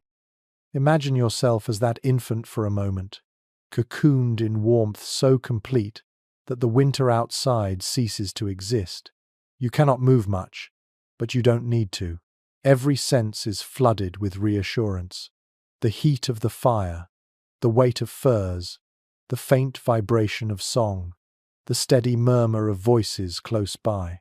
The world beyond the hides and snow is irrelevant. All that matters is the cocoon. Some anthropologists note how these swaddling traditions carried lifelong influence. To grow up, pressed close in community, wrapped in hides, taught that security came not from solitude but from connection. Babies learned from their first nights that warmth was a shared experience, survival a collective act. Even in sleep, this lesson seeped into bones and breath. As the mother leans over now, pulling the cradle board a little closer to the fire, you sense the quiet rhythm of care repeated across generations. Night after night, winter after winter, children were kept safe not by machines or manufactured fabrics, but by the ingenuity of hides, moss, and loving hands. And so, when you close your eyes in this scene, you realize that sleep in a winter camp was never just about endurance. It was about trust. Trust that mothers would tend the flames, that siblings would keep watch, that furs would hold, that the cradle's soft lining would protect. In that trust, infants dreamed peacefully, wrapped in the warmth of both family and the natural world. You shift your gaze across the dim firelight, and there, close to the heart of the lodge, sit the elders. Their faces are lined with years of winters endured, their movements slower but steady, their presence anchoring the room like stones in a river. They do not toss or fidget as the young do. Instead, they sit or lie in stillness, wrapped in heavy robes of fur, conserving energy in a way that seems almost meditative. It's clear from oral traditions that elders held a special role during these bitter nights. They were keepers of memory, teachers who carried the lessons of past winters into the present. To watch them in the firelight was to see a living reminder. Survival is not about rushing, but about endurance, a quiet patience that outlasts the storm. Children learned by example, observing how the old ones breathed slowly, how they wasted no movements, how they let calm settle into their bones. One detail that might surprise you is that elders were often given the warmest spots in the lodge, not out of indulgence, but respect. Nearer the hearth, where the heat was steady and draughts less cruel, they slept more comfortably, their frail bodies protected by the warmth they had once worked so hard to secure for younger generations. This was a reciprocal circle of care. They had safeguarded the community in their strength, and now the community safeguarded them in age. Yet historians remain divided about whether these elders were entirely shielded from hardship, or if they bore a different kind of burden. Some argue they were sheltered, excused from heavy tasks in winter. Others suggest their wisdom carried responsibilities that kept them awake longer, watching fires, whispering prayers, reminding restless families of traditions. The truth likely shifted with circumstance. Sometimes the elders rested deeply, sometimes they bore the night's heaviest weight. The sensory atmosphere around them is distinct. Their robes are thicker, layered with buffalo hides lined in fur, heavy enough that the garments themselves seem immovable. When they shift, you hear the rustle of pelts, a dry, hushed sound. Their breath is slower, audible only when you lean close. Their voices, when they speak, are gravelly and deliberate, carrying authority not from force but from gravity. Oddly enough, some oral histories recall elders offering gentle instructions even as others drifted into sleep. They might hum an old song, not to entertain but to steady nerves. They might tell a short parable, words barely audible, meant to guide the minds of listeners into calm before rest. Imagine lying there, eyes half closed, as an elder's cracked voice becomes the final sound you hear before dreams. Anthropologists continue to discuss whether this kind of stillness was cultural discipline or simply survival instinct. Did elders cultivate composure as a lesson for the young, or did their bodies naturally slow after decades of winters? Whatever the cause, the effect was the same. In their presence, the lodge itself seemed steadier, calmer, more resilient. You can picture a child stirring in the night, frightened by the howl of wind against the walls. An elder, without rising, murmurs reassurance. The snow is our blanket. The fire is our heart. Rest. The child sighs and settles again, the words soothing not because they promise comfort, but because they come from a voice that has lived through every kind of storm. The fire crackles, the night deepens, and still the elders rest in their composed way. Their dreams, perhaps, wander further back than others to hunts long past, to faces no longer present, to seasons where they once tended the fires themselves. And yet, they remain here, part of the living circle, carrying lessons without speaking them aloud: patience, stillness, endurance. So when you imagine lying in that lodge, you realize the gift they offered was not only knowledge but presence. In the darkest hours, their calm was a blanket as vital as any hide. The warmth of their bodies might have faded, but the warmth of their example burned steady. And in that example, entire families found the courage to close their eyes and sleep through another bitter winter night. The evening deepens, and with it comes the slow ritual of preparing food before sleep. The air inside the lodge grows richer now, layered not only with wood smoke and fir, but with the aroma of bubbling stew. A pot, blackened from countless fires, hangs over the coals, steam curling upward in fragrant ribbons. You lean closer and inhale. There's the gamey scent of venison, the earthy undertone of beans, the sweetness of dried berries rehydrating in the broth. Every whiff tells a story of foraging, hunting, and preservation carried through long months. Archaeological findings confirm that many tribes preserved food in autumn specifically for winter nights like this. Corn dried on the cob, beans stored in woven bags, strips of buffalo or deer meat cured into jerky. These staples meant that even when storms closed in, meals could still be simmered over the hearth. By the time the stew was ladled into wooden bowls, it was more than nourishment. It was warmth that began inside the belly and spread outward, loosening stiff muscles and calming minds for rest. One detail you might find delightful is the practice of adding marrow bones to the pot. Cracked open, they released rich fat that thickened the broth and offered crucial calories. Imagine fishing out a piece of bone, sucking the warm marrow, and feeling strength flood back into your body. In a world without modern vitamins, marrow was treasured like liquid gold. There's still discussion among food historians about just how varied winter meals were. Some argue that monotony dominated soups and stews repeated endlessly until spring. Others point to evidence of dried fruits, nuts, and even sweet treats crafted from honey or maple sugar, suggesting a surprising variety. The debate lingers, but either way, each meal was precious, each bite a link between endurance and comfort. The sensory details are overwhelming. You hear the faint bubbling of the pot, the rhythmic stir of a wooden ladle scraping against its sides. The steam fogs the air, warming faces as families lean in. When you lift a bowl, the wood feels hot in your palms, the liquid inside thick, hearty, almost too much for a sleepy stomach. But you eat anyway, savoring the way heat spreads down your throat and into your core. Oddly enough, some oral histories mention people deliberately eating heavy meals before sleep, believing that fullness kept the body warmer through the night. A full stomach was not only satisfying but protective, a buffer against the long hours when fires might burn low. Picture the comfort of lying back afterward, burrowed under furs, drowsy from warmth that glows both inside and out. And then there's the communal rhythm. Food is not eaten in silence.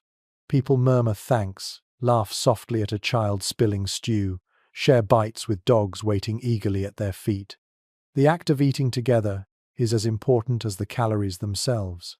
In sharing, bonds are reaffirmed. In nourishment, sleep becomes possible. Ethnographers have noted how the memory of taste intertwined with memory of place. To eat venison stew in winter was to recall the autumn hunt. To sip corn broth was to remember the summer harvest. In this way, each meal was not just sustenance but continuity, linking one season to the next, one generation to the other. Now imagine finishing your bowl, setting it aside, and sinking beneath hides. The smell of stew lingers in the air, comforting in its heaviness. Your stomach is full, your body warm, your mind eased by the familiarity of flavors passed down for centuries. Outside, the wind howls. But inside, food has become a shield against cold and despair alike. So it is no exaggeration to say that winter meals before sleep were as crucial as fire or furs. They gave strength, comfort, and reassurance. They reminded families that they had survived the day, that they had enough to face the night, and that in the morning, life would begin again with another pot simmering over glowing coals. The stew pots have been emptied, the bowls set aside, and the fire tends now toward a gentle glow. The lodge quiets, yet the night is not quite ready for silence. A few voices rise softly, weaving into the smoky air, and you realize that songs are beginning melodies meant to ease minds and bodies into rest. These aren't loud or raucous. They are slow, rhythmic, almost like lullabies stretched across generations. Ethnographers note that winter evenings were often filled with such songs, passed down by elders or improvised in the moment. Some were practical, teaching children rhythms of language or recounting hunts. Others were purely for comfort, tones designed to calm the restless. The repetition of verses, paired with the crackle of the fire, created an atmosphere where eyelids grew heavy, almost without effort. You might be surprised to learn that certain songs were believed to influence dreams themselves. A parent might sing about safe travels, good hunts, or protective spirits, guiding the subconscious of their children toward those very visions. Imagine falling asleep not to silence, but to words painting safe paths through the unknown territory of dreams. Anthropologists still debate the exact role of these winter songs. Were they primarily educational, embedding memory into the minds of the young, or were they more spiritual, acts of invocation and prayer? The truth, as always, may be both. What is clear is that they were powerful tools, able to soften fear and strengthen community, even as storms raged outside. The sensory details here are vivid. The voices are low, some gravelly with age, others clear and high. The firelight flickers across faces, making shadows dance in rhythm with the music. The air tastes of smoke and herbs, but now it feels lighter, buoyed by the cadence of song. You find yourself breathing slower, matching the pace of the melody, your heart steadying into calm. Oddly enough, some travelers describe dogs joining in, howling softly along with human voices. Rather than disrupt, their cries seemed to blend, turning the lodge into a chorus that acknowledged every living being in its circle. Imagine drifting off as human voices hum in one ear, canine echoes in the other, together forming an unlikely harmony. Children curl closer beneath furs, lulled not just by warmth but by the comfort of familiar melodies. Their eyes close as rhythms seep into dreams, binding memory and emotion in ways no silence could. Adults too feel their muscles loosen, shoulders sinking lower, as song replaces worry with something timeless. Some researchers point out how music alters perception of time. In winter, when nights stretched impossibly long, songs marked hours, made darkness feel less endless. What could have been oppressive silence became filled with story and rhythm. Sleep came not as escape, but as a natural continuation of melody. Now imagine yourself there, half awake, listening. A voice hums a phrase again and again, until it feels less like a song and more like a pulse, a vibration inside your chest. Sparks leap upward, the smoke hole frames a few scattered stars, and you are suspended between wakefulness and dreams. The song carries you across that fragile threshold, reassuring you that you are safe, that the community holds you, that the cold cannot reach what is kept in the circle of voices. And so, winter songs before sleep were not entertainment alone. They were medicine, memory, prayer, and lullaby bound together. They smoothed the passage into dreams, keeping fear at bay, and reminded every sleeper, child, adult, or elder that even in the harshest winters, the night could be made gentle through the power of sound. The lodge is hushed now, voices fading, the fire dimming to its quiet core of embers. You lie back, eyes drifting shut, and soon you understand what the songs have been preparing you for dreams. For the people here, sleep was never just physical rest. It was a portal, a chance to step into another realm where guidance could be sought and futures glimpsed.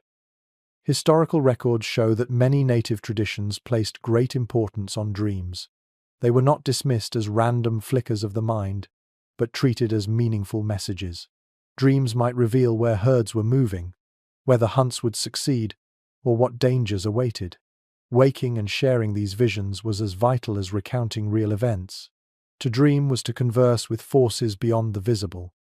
You might be surprised to learn that some individuals undertook deliberate efforts to cultivate dreams. A young hunter might sleep with a special object, a feather, a painted stone, or even a pouch of herbs placed near his head, hoping to summon visions of strength or guidance. Imagine lying beneath firs, one hand curled around such a talisman, heart thudding with anticipation of what images the night might bring. Researchers continue to debate how much dreams directed daily choices. Some argue they were central, guiding hunts and decisions with authority. Others suggest they were interpreted more loosely, folded into wider patterns of storytelling and intuition. Either way, dreams were woven into the fabric of survival, shaping how people faced the next day's challenges. The sensory world of a dream-filled night is vivid even before sleep takes hold. The fire's glow pulses against your closed eyelids. The warmth of kin beside you steadies your breath. The faint scent of sage or cedar lingers, almost like a protective veil. Within this cocoon, the boundary between waking and dreaming blurs. Your ears still catch the crackle of embers, yet in your mind, images begin to drift like smoke, forming shapes that feel more real than the lodge itself. Oddly enough, oral histories recall entire communities discussing dreams at dawn, comparing visions as though piecing together a larger puzzle. One person might see a buffalo leading them east, another might dream of a frozen river, and together the messages built a map of possibilities. Dreams were not isolated, they were shared, tested, and folded into collective wisdom. Imagine yourself drifting into such a dream now. You walk across endless snow, guided by a flickering flame that dances just out of reach. You hear the distant echo of drums, though no one plays them. A buffalo appears, breath steaming, its eyes locking with yours as if to speak. You wake with your heart pounding, certain the image matters. And in this world, it does. Your dream would be told, weighed, and perhaps acted upon. Anthropologists remain intrigued by how dreams blurred the boundary between body and spirit. Did sleepers feel they left their lodges, travelling across landscapes unseen? Or did they believe spirits entered their shelters, whispering in the smoke and shadows? The answers vary, but the effect is clear. Dreams gave meaning to the night, turning sleep into a form of dialogue. As you sink deeper, you realize that here, to sleep was to participate in something larger. Rest was not wasted time, but an opportunity to gather visions. In this sense, the harshness of winter became a gift. The long nights allowed longer dreams, more messages, more guidance. So when you imagine closing your eyes in that fur-lined lodge, you understand that the act of dreaming was as essential as the fire, the hides, or the food. It was another layer of survival one, not against the cold, but against uncertainty itself. In dreams, tomorrow could be glimpsed, fears soothed, and courage renewed. And so, through the dark of winter, families did not merely endure, they dreamed their way forward. The dreams are flowing quietly through the lodge now, but not everyone is asleep. Someone stirs by the fire, crouching to nudge a glowing log into place. Sparks rise and vanish into the smoke hole, and the ember bed brightens again, pulsing red and orange. This is the firekeeper's task, a duty that passes from one person to another through the long night. Without such vigilance, the coals might fade, and with them, the fragile warmth that keeps the community alive. Historical descriptions often note that tending the fire was shared work. Adults rotated the responsibility, sometimes mothers, sometimes fathers, sometimes older children learning the seriousness of their role. To be trusted as fire watcher was to be trusted with lives. One slip into negligence could mean waking to a frozen lodge and scrambling to spark new flames. Imagine the pressure of sitting in half-darkness, shivering, while everyone else sleeps. Your only companion, the crackle of wood and the whisper of wind outside. One curious detail preserved in oral accounts is the way some keepers spoke softly to the fire as they fed it. A log was not tossed but placed carefully, with words of thanks murmured under breath. The fire was not just fuel, it was kin, an ally that deserved respect. You can almost hear the faint rustle of someone whispering as they press kindling close, treating the flame as a living guest rather than a tool. There's still discussion among historians about whether firekeepers truly stayed awake the entire night or relied on embers to sustain themselves between shifts. Some evidence suggests carefully built coal beds could last until morning with minimal tending. Others insist that at least one person remained alert, eyes scanning the glow, ears tuned to every pop and hiss.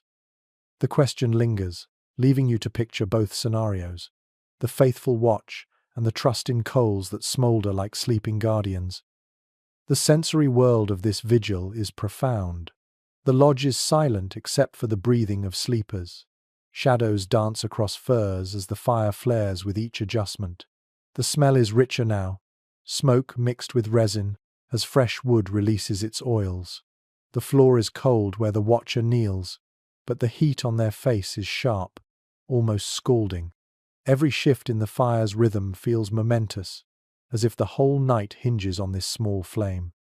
Oddly enough, some stories describe children waking in the night to see sparks shooting upward, mistaking them for stars sneaking into the lodge. They would ask the watcher if the sky had come inside, and the adult would smile, whispering that the fire was just playing. These quiet exchanges softened the fear of darkness, turning watchfulness into reassurance. Experts remain divided about whether these fire duties carried ceremonial weight. Was the watcher merely practical, or was there a sacred aspect to guarding the flame? Some traditions describe firekeepers as spiritual protectors, ensuring that not only warmth but also harmony remained intact until dawn. Others suggest practicality dominated. Someone simply had to keep the embers alive. Perhaps both were true, depending on the night, the people, and the storm outside. Now imagine yourself in that role, alone by the fire. You hear the wind clawing at the lodge walls, snow pelting against the hides. Inside, the silence of sleepers surrounds you, fragile and absolute. You feed the fire, watch the coals brighten, and feel both pride and pressure in your chest. Your eyelids grow heavy, yet you fight sleep, knowing the community depends on you. Each moment is stretched, every breath a tether between survival and disaster. And yet, in this half-silent vigil, there is peace. You are part of something larger, a guardian of warmth for those who dream. You whisper to the flame, stroke it with a stick, and let the hours pass. When another adult relieves you, or when the first light of dawn breaks through the smoke hole, you sink into rest with satisfaction. The night has been kept, the fire endured, and life will continue another day. So you see, guarding the fire was not just labor but devotion. It was the quiet promise, repeated every night of winter, that someone would always stay awake so others could sleep, that no ember would be left to fade, and that warmth, fragile but steadfast, would last until morning. The firekeeper's whispers fade, and your ears tune to the world beyond the lodge walls. The night is not silent. Even muffled by snow, the wilderness speaks in voices that both comfort and unsettle. You close your eyes, and each sound sharpens against the backdrop of stillness. The long, haunting call of an owl, the distant yip of coyotes, the low, drawn-out howl of a wolf. These are not intrusions. They are the night's own music, stitched into the fabric of sleep. Accounts from explorers and oral traditions alike remind us that native families knew these sounds intimately. They could distinguish the cry of a hunting wolf from the playful chorus of pups. They knew which bird's call warned of approaching weather, and which was nothing more than chatter in the trees. Where you might hear only menace, they heard meaning.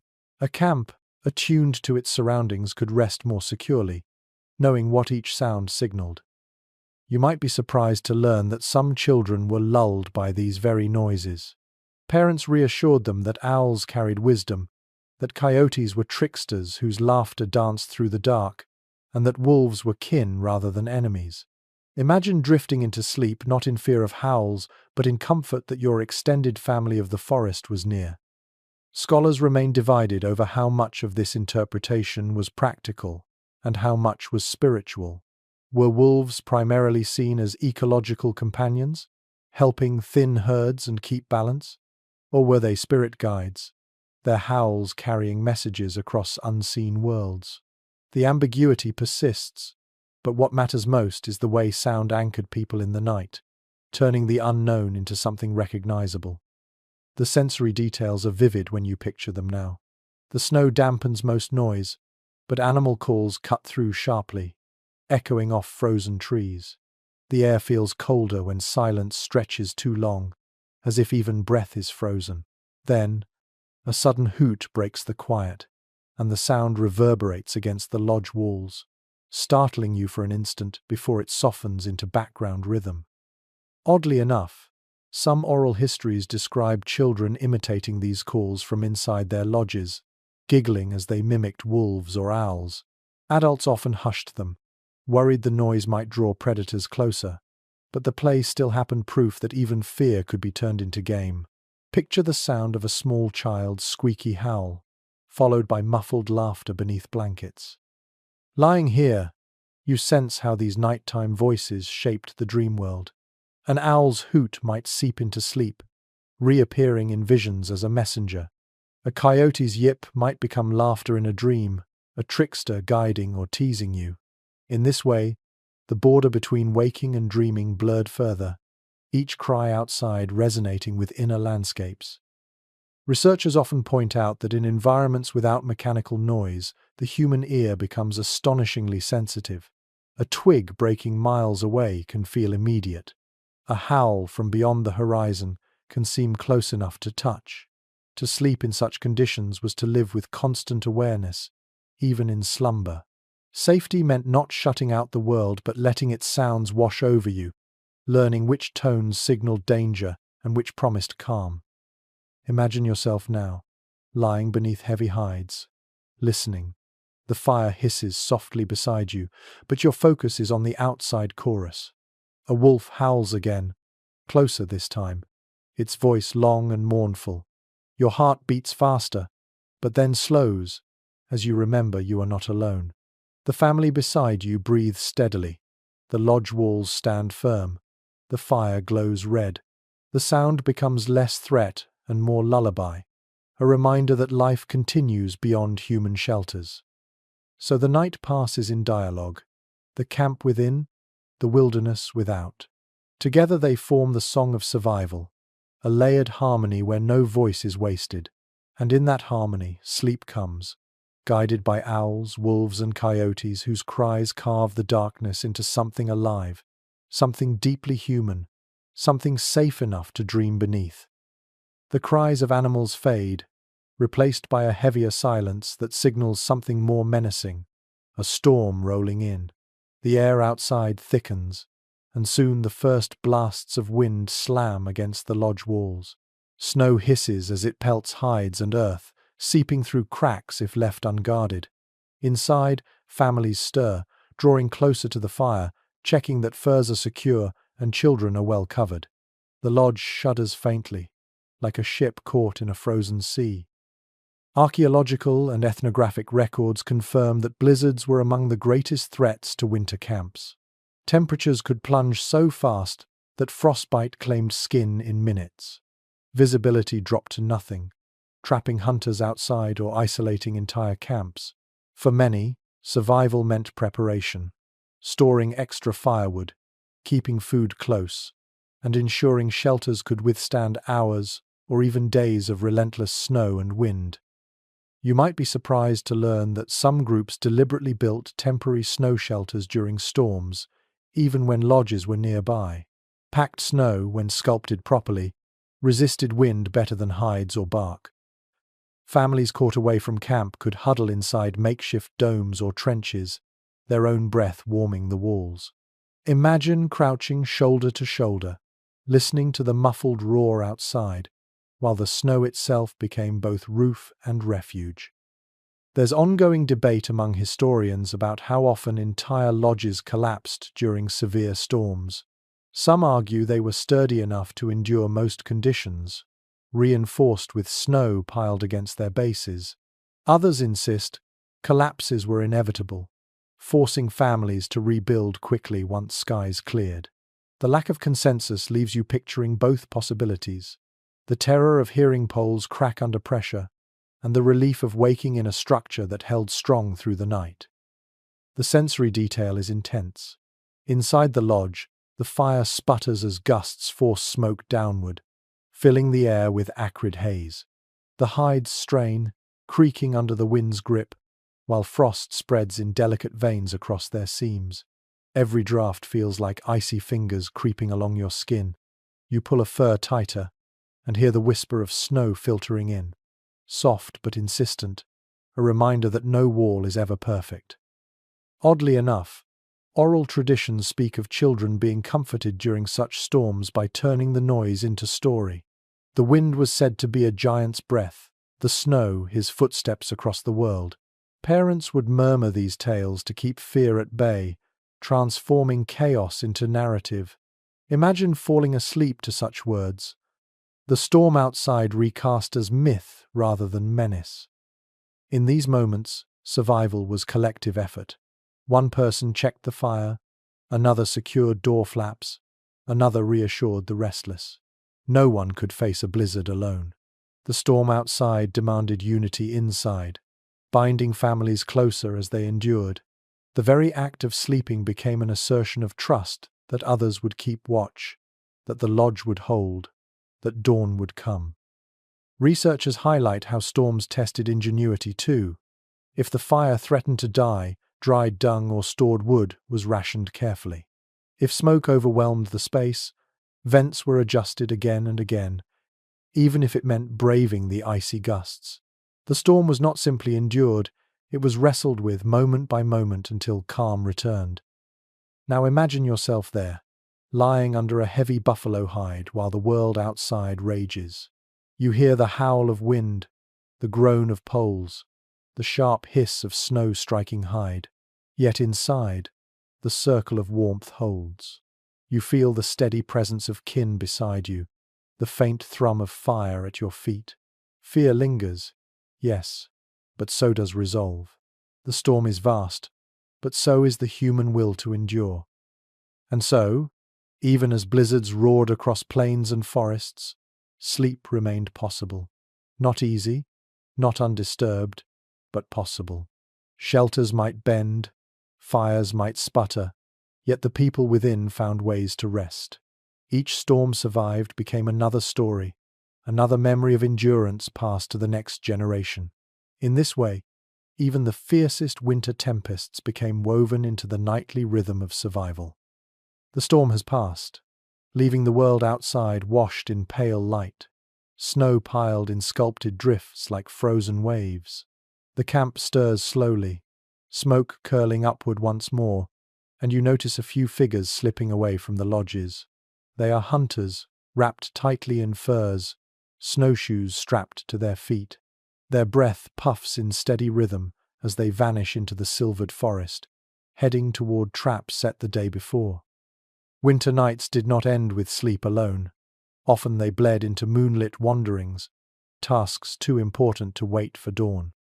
It's well documented that many tribes relied on trap lines during winter, checking snares for rabbits, foxes, or other small game. These excursions often happened at night or in the earliest hours, when animals were most active. Hunters moved silently, guided by moonlight reflecting off snow, their senses tuned to every sound. To you, the thought of leaving a warm lodge at midnight may seem unthinkable. To them, it was a necessity, another rhythm of survival woven into sleep. You might be surprised to learn that snow itself provided light enough for travel. On clear nights, the moon and stars reflected so brilliantly off the frozen ground that shadows stretched long and sharp, as though the world were painted in silver. Imagine stepping through that glow, hearing the crunch of snow under your feet, seeing your own shadow glide across the drifts like a silent companion. Scholars still debate how much these nocturnal journeys were purely practical versus spiritual. Some suggest hunters saw them as extensions of daily chores, checking traps to ensure food.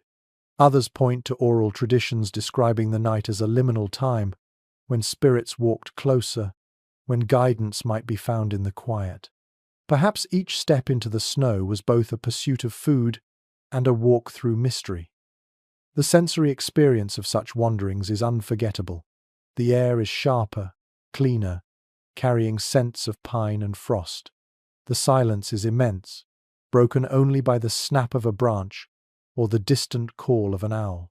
Your breath freezes on your scarf, turning fabric stiff. Snowshoes creak with every step, distributing weight so you float across the drifts rather than sinking. Each motion feels deliberate, each sound magnified in the stillness. Oddly enough, some accounts describe hunters carrying glowing embers in small containers to relight fires at distant shelters. Imagine the glow of a coal cupped in a wooden or clay vessel, casting faint red light across snow. It was not just warmth they carried, but continuity. The fire of one hearth extended into the wilderness. As you picture these journeys, you realize how deeply they shaped the rhythm of rest. Sleep was never absolute. It was broken by duty, by the need to check traps, to ensure that food would be waiting in the morning. Some family members might slumber undisturbed, while others rose in the coldest hours, shouldering responsibility that kept everyone alive. Ethnographers note how these trips blurred the line between waking and dreaming. Hunters often spoke of visions seen in the snow, animals appearing in moonlight, shadows mistaken for spirits. Fatigue mingled with imagination, turning the landscape into a stage where both reality and vision played. When they returned, they brought not only meat or fur, but stories of what they had glimpsed beneath the moon. Now imagine yourself as one of them, leaving the warmth of the lodge to step into icy silence. Your breath crackles, your fingers ache, but your eyes adjust to the brightness of snow. You follow a trail of rabbit prints, check a snare, reset it with practiced care. Above, the stars glitter, indifferent, yet eternal. You feel both small and powerful, part of a cycle older than memory. When you return to the lodge, cheeks burning from cold, you slip back under hides still warm from family breath. The contrast is intoxicating, icy sting fading into enveloping heat, exhaustion settling into your bones as sleep reclaims you. The night has not been wasted. It has been shared between wakefulness and rest, between duty and dream. So these moonlit wanderings became part of the nightly rhythm, binding survival to the silver glow of stars. Sleep was never a wall against the night, but a dance with it, punctuated by footsteps on snow and the quiet satisfaction of returning home again. The hunters return from their moonlit errands, furs heavy with frost, arms burdened with small game. As the lodge stirs, you notice another rhythm that sustains winter life: exchange. It was not enough to hunt or trap alone. Survival depended on trade, on the movement of goods between families and between distant groups. Even in the deepest cold, networks of connection pulsed beneath the snow, ensuring that warmth and food could be shared. Archaeological finds confirm that winter trade routes existed long before European contact. Shells from coastal regions appear hundreds of miles inland. Obsidian from volcanic ranges turns up far across the plains. These items didn't travel by accident. They were carried deliberately, piece by piece, through harsh landscapes. Winter slowed, but did not stop this movement. Camps might huddle against the cold, but exchanges still flickered, like fire passing from one hearth to another. You might be surprised to learn that furs, especially thick winter pelts, were among the most sought-after goods. Buffalo hides, beaver pelts, and fox furs served as both insulation and currency, traded for foods or tools a family lacked. Imagine stepping into a neighboring lodge to offer a surplus hide, returning with dried berries or a polished antler awl. Each transaction was more than practical. It wove bonds of obligation and friendship. Researchers remain divided on how formal these exchanges were. Some argue they followed strict protocols, with rituals of gift-giving and reciprocity marking each trade. Others suggest they were casual, flexible, based on need in the moment. The truth may have varied with tribe, season, and circumstance. What matters is that even during bitter winters, communities refused isolation. They reached outward, ensuring survival was shared. The sensory details bring this to life. Picture hands passing goods across a fire's glow, rough fur brushing against smooth shell, the cold weight of stone tool traded for the warmth of dried meat. Voices murmur thanks, laughter breaks out at a child's interruption, and the air smells of stew simmering as negotiations stretch late into the night. These exchanges were not held in marketplaces but in homes, intimate and communal. Oddly enough, some oral traditions mention playful competitions during winter gatherings, where families displayed their best goods to impress visitors. A father might boast about the thickness of his fox pelt, while a neighbor teased him with a rarer shell. These moments of humor broke the monotony of hardship, reminding everyone that winter was not only endured, but enlivened by connection. Imagine lying beneath your furs afterward, knowing that the berries in your belly or the tool by your side came not from your own work alone but from the hands of allies. The warmth you feel is doubled. The fire's heat and the reassurance that others watch over you, even beyond your own lodge. Ethnographers point out that trade also carried intangible gifts. Songs, stories, and rituals traveled with goods, spreading culture as surely as shells or hides. A visitor might teach a new lullaby, which parents then sang to their children as they drifted to sleep. In this way, winter nights became not only about preserving bodies but about enriching minds. Now imagine yourself at such a gathering. A guest enters, snow sliding from their shoulders. You share a bowl of hot broth, listen to their tale of a distant river, and receive in return a necklace of bone beads that will dangle near your child's cradle. When the night deepens, you curl under hides, hearing the faint clink of those beads as your child shifts, and you feel the web of trade binding you to countless others across the frozen land. So, winter trade was more than survival economics. It was an affirmation that even in the harshest season, humans sought connection. The exchange of goods carried the exchange of trust, and when sleep finally came, it was softened by the knowledge that you did not face the cold alone, but as part of a network stretching far beyond your lodge walls. The night lengthens, but within the lodges there is still energy. After trade and food, after songs and stories, families often turn to games, small diversions that brightened the gloom of endless snow. You imagine dice rattling in a wooden bowl, the quiet thrill of guessing outcomes, laughter rising softly even as icy wind gnawed at the world outside. Games may seem trivial in a season of survival, but here they served as warmth of another kind, warmth of spirit. Historical records show that games were not merely for children. Adults played too, often with stakes, shells, beads, or small goods changing hands. Dice games were particularly popular, crafted from plum stones, bone, or carved wood.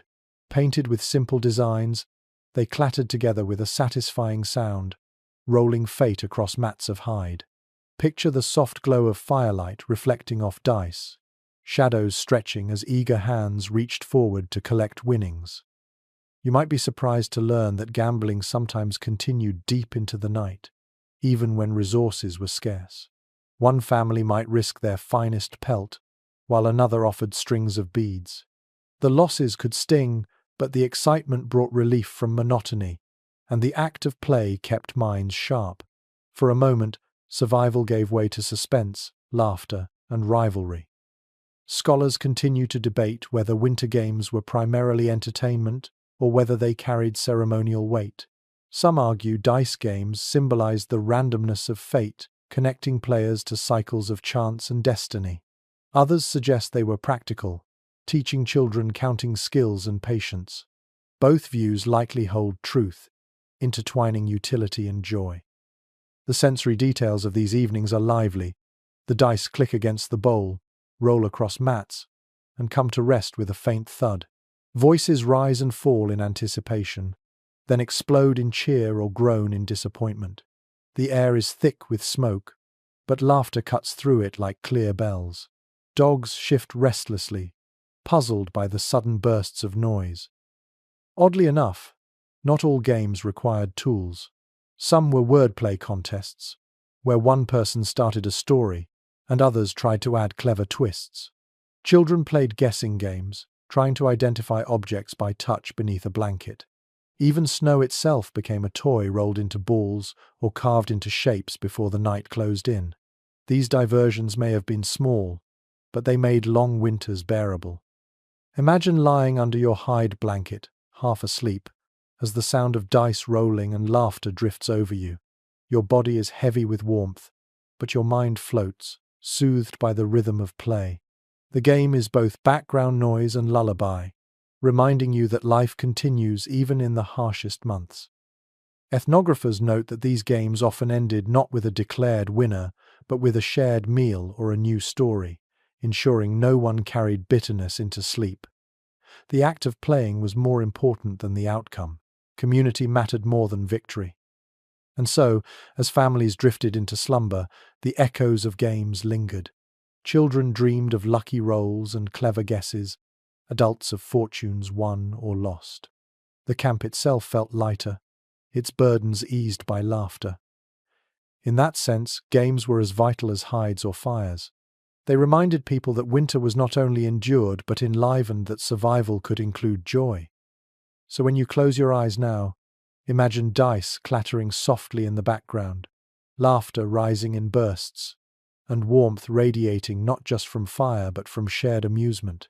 It is a reminder that even in a frozen world, play was never abandoned.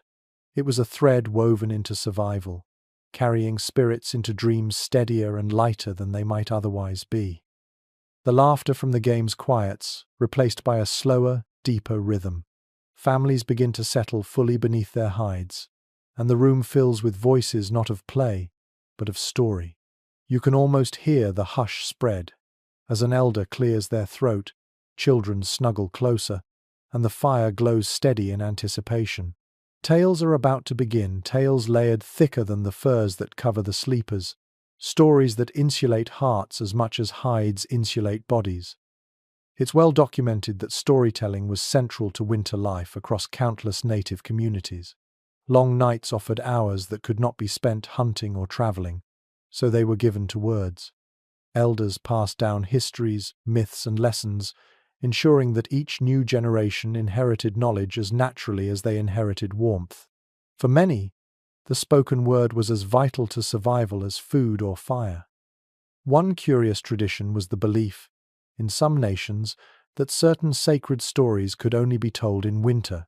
Coyotes, tricksters, and creation beings made their appearances when the world was frozen and snakes or insects slept beneath the earth. To tell these stories in summer was taboo, believed to upset the balance of nature. Imagine that winter not only shaping bodies, but shaping when memory itself could be spoken. Researchers still disagree about the primary purpose of these tales. Some emphasize their role as moral instruction, children learning humility, courage, or respect through narrative. Others argue that stories were a kind of communal dreaming, weaving entertainment and imagination into long nights. Likely, both were true, and that duality is what gave storytelling its power. The sensory atmosphere of such nights is thick with presence. The fire crackles steadily, throwing shadows that exaggerate every gesture of the speaker's hands. The hides rustle as children shift closer, eyes wide. The air smells of smoke, herbs and stew lingering from earlier. Outside, wind howls, but inside, the only sound that matters is the cadence of the storyteller's voice, low, rising, falling, pausing for effect. Oddly enough, some accounts describe storytellers deliberately lowering their voices as the tale deepened, forcing listeners to lean in. This technique made even the sleepiest child rouse themselves, eager not to miss a word. Picture the whole lodge bending forward, breaths held, waiting for the trickster's next mischief or the hero's next challenge. Imagine yourself under firs, half asleep, hearing a tale of how the stars came to be, perhaps sparks from an ancient fire scattered into the sky. The rhythm of the story seeps into your body, soothing you with familiarity even as your mind wanders through its images. Each word is a thread, stitching the present to the past, the living to the ancestors. Anthropologists note how storytelling built cohesion. Everyone in the lodge shared the same tale, the same laughter, the same gasp of surprise. In a season when survival demanded unity, stories reminded families that they were bound together not just by necessity, but by imagination. They could see themselves in the trickster, the hunter, the star. And so, as the night deepens, you feel the weight of both hides and words pressing gently over you. Stories pile atop each other like layers of fur, each one holding warmth of a different kind. By the time the last tale ends, the lodge is hushed, but the images linger: coyotes dancing in snow, spirits walking through firelight, stars scattered like embers. So sleep comes wrapped not only in furs, but in memory and myth. And when you drift into dreams, it is hard to tell where the story ends and your own vision begins. The line blurs, but that is the point. Stories were not just entertainment. They were blankets of the mind, wrapping families as securely as any buffalo hide. The stories fade into silence, yet not all words are meant to pass so lightly. Some nights are reserved for ceremony, when the lodge transforms from a place of shelter into a sacred space. You can picture it: the fire stirred brighter, herbs tossed into the flames, faces painted with shadows as songs rise that are not casual lullabies but prayers meant to echo beyond the smoke hole. These are sacred ritual nights, where warmth and belief are braided tightly together. Accounts from tribal elders and early observers remind us that winter was a season of ceremony. The long nights were not wasted; they were seen as times when the spirit world came closer, when the veil between human and divine grew thin. Certain dances, chants, or offerings were performed specifically in the heart of winter, when survival itself felt most precarious. To honor the spirits during this time was to ask for protection, guidance, and renewal. You might be surprised to learn that some rituals were explicitly linked to sleep and dreams. A family might sing prayers over their children before bedding down, asking that their dreams carry messages from ancestors. Feathers, stones, or charms were placed near sleepers' heads, not as decoration but as guardians in the unseen world. Imagine lying under firs, feeling the warmth of family, while also believing that invisible protectors hovered near, keeping nightmares at bay. Scholars remain divided about how formal these winter ceremonies were. Some suggest they followed structured patterns, overseen by leaders or shamans, with precise songs and gestures repeated year after year. Others argue they could be more spontaneous prayers, rising in the moment when storms howled or illness threatened. The lack of consensus hints at diversity, rituals shaped by each community's needs, each winter's trials. The sensory world of these nights is unforgettable. Drums might beat softly, their low thump blending with the crackle of fire. Voices chant in unison, weaving a soundscape that feels larger than the lodge itself. The air grows thick with the fragrance of burning cedar or sweetgrass, smoke spiraling upward as if carrying words skyward. Shadows leap wildly on the walls, turning ordinary hides into moving canvases of spirit. Oddly enough, some ceremonies were timed to celestial events. When the moon was full and the snow gleamed brighter, families gathered to honor its power. Stories said the moon guided hunters, watched over children, and listened to prayers whispered before sleep. Imagine drifting into slumber beneath its pale glow, convinced that its silver light followed you even through dreams. Participation was collective. Children might not understand every chant, but they felt the weight of the moment, the hush, the rhythm, the certainty that something larger was unfolding. Adults carried that weight with intention, adding their voices, their breath, their presence. Even the act of staying awake together before surrendering to sleep became sacred, as though the night itself demanded reverence before it would allow rest. Researchers often point out that rituals gave structure to uncertainty. In the chaos of storms, hunger, and fear, ceremonies reminded people that they were not powerless. They had words to speak, fires to light, rhythms to follow. Rituals transformed the cold night into something ordered, meaningful, survivable. Now picture yourself lying back beneath hides after such a night. The chant still hums in your ears, even though the lodge has fallen quiet. The smell of cedar clings to your hair. The drumbeat echoes in your chest. Sleep comes slowly, but when it does, it feels heavy, safe, wrapped not only in warmth but in the certainty of belonging to a world alive with unseen guardians. So, these sacred ritual nights were not interruptions to winter survival, they were its heart. They bound the community together, reassured the fearful, and reminded every sleeper that the world was larger than snow and storms.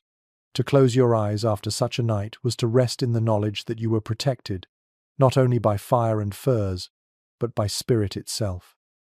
The ritual night leaves behind a profound stillness, yet winter has its way of testing the body as well as the spirit. You stir beneath the hides and feel the chill biting at your toes, creeping in no matter how tightly you wrap yourself. Illness is the unspoken guest of every camp, slipping through cracks like icy drafts. Coughs echo faintly in the lodge, bodies huddle closer, and everyone knows that cold and sickness are twin threats. Historical accounts show that native families met these dangers with resourcefulness. Medicinal teas brewed from willow bark, cedar, or spruce needles were sipped beside the fire. Steam inhaled from boiling herbs eased lungs heavy with smoke or frost. Animal fats rubbed on skin sealed in warmth and soothed aches. Sleep was not always peaceful, but healing itself often began in those hours of rest, wrapped in medicine both physical and spiritual. You might be surprised to learn that some believe dreams played a role in recovery.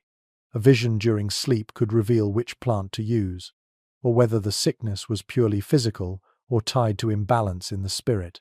Shamans, or healers, interpreted these dreams, guiding the family toward remedies. Imagine lying feverish beneath buffalo hides, drifting in and out of visions, while relatives watched anxiously for signs of both change and meaning. Researchers still argue about how widespread these practices were. Some emphasize the empirical knowledge of herbs, vitamin-rich pine needles preventing scurvy, or willow bark acting as a natural pain reliever. Others highlight the ceremonial side, where chants and prayers accompanied every treatment. The debate persists, but perhaps no strict line existed. Medicine and spirit were braided together, inseparable as fur and hide. The sensory details are striking. The bitter taste of bark tea lingers on the tongue, sharp yet strangely comforting. Steam curls from the pot, fogging the cold air. The patient breathes shallowly, wrapped in layer after layer, the fur damp with sweat. A hand strokes their forehead, cool and steady, while the fire pops rhythmically. Around them, the rest of the family drifts into uneasy sleep, ears tuned for changes in breathing.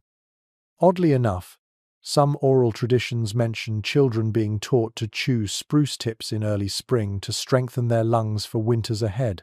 The practice was preventive, a way of preparing bodies long before illness struck. Survival wasn't only reaction, it was foresight, stretching from one season to the next. Imagine now lying ill, but not alone. Your kin rest nearby, their warmth encircling you like a wall. The healer mutters prayers, tosses cedar onto the fire, and the fragrant smoke swirls above you. The night feels heavy yet also protective. Even in sickness, you are wrapped in community. Sleep comes fitfully, but each doze feels like progress, each dream like guidance. Ethnographers often note how sickness sharpened solidarity. A family might sacrifice their own rest, tending a sick member through the night.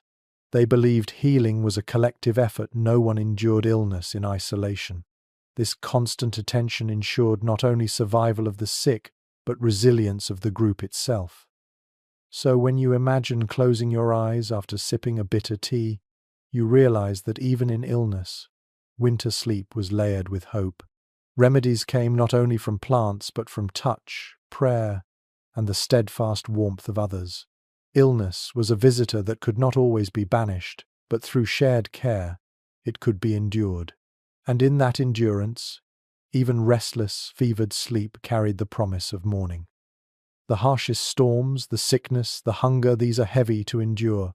And yet, when you shift in your bedding, you notice something softer, the steady rise and fall of bodies all around you. Winter sleep was never solitary. It was communal, layered with warmth that no single fur or fire could match. You lie shoulder to shoulder with kin, the heat of one body blending into the next until the cold outside feels distant, muffled by the cocoon of togetherness. Anthropologists have long noted the importance of shared sleeping arrangements in native camps. Families gathered close not just for comfort, but for survival.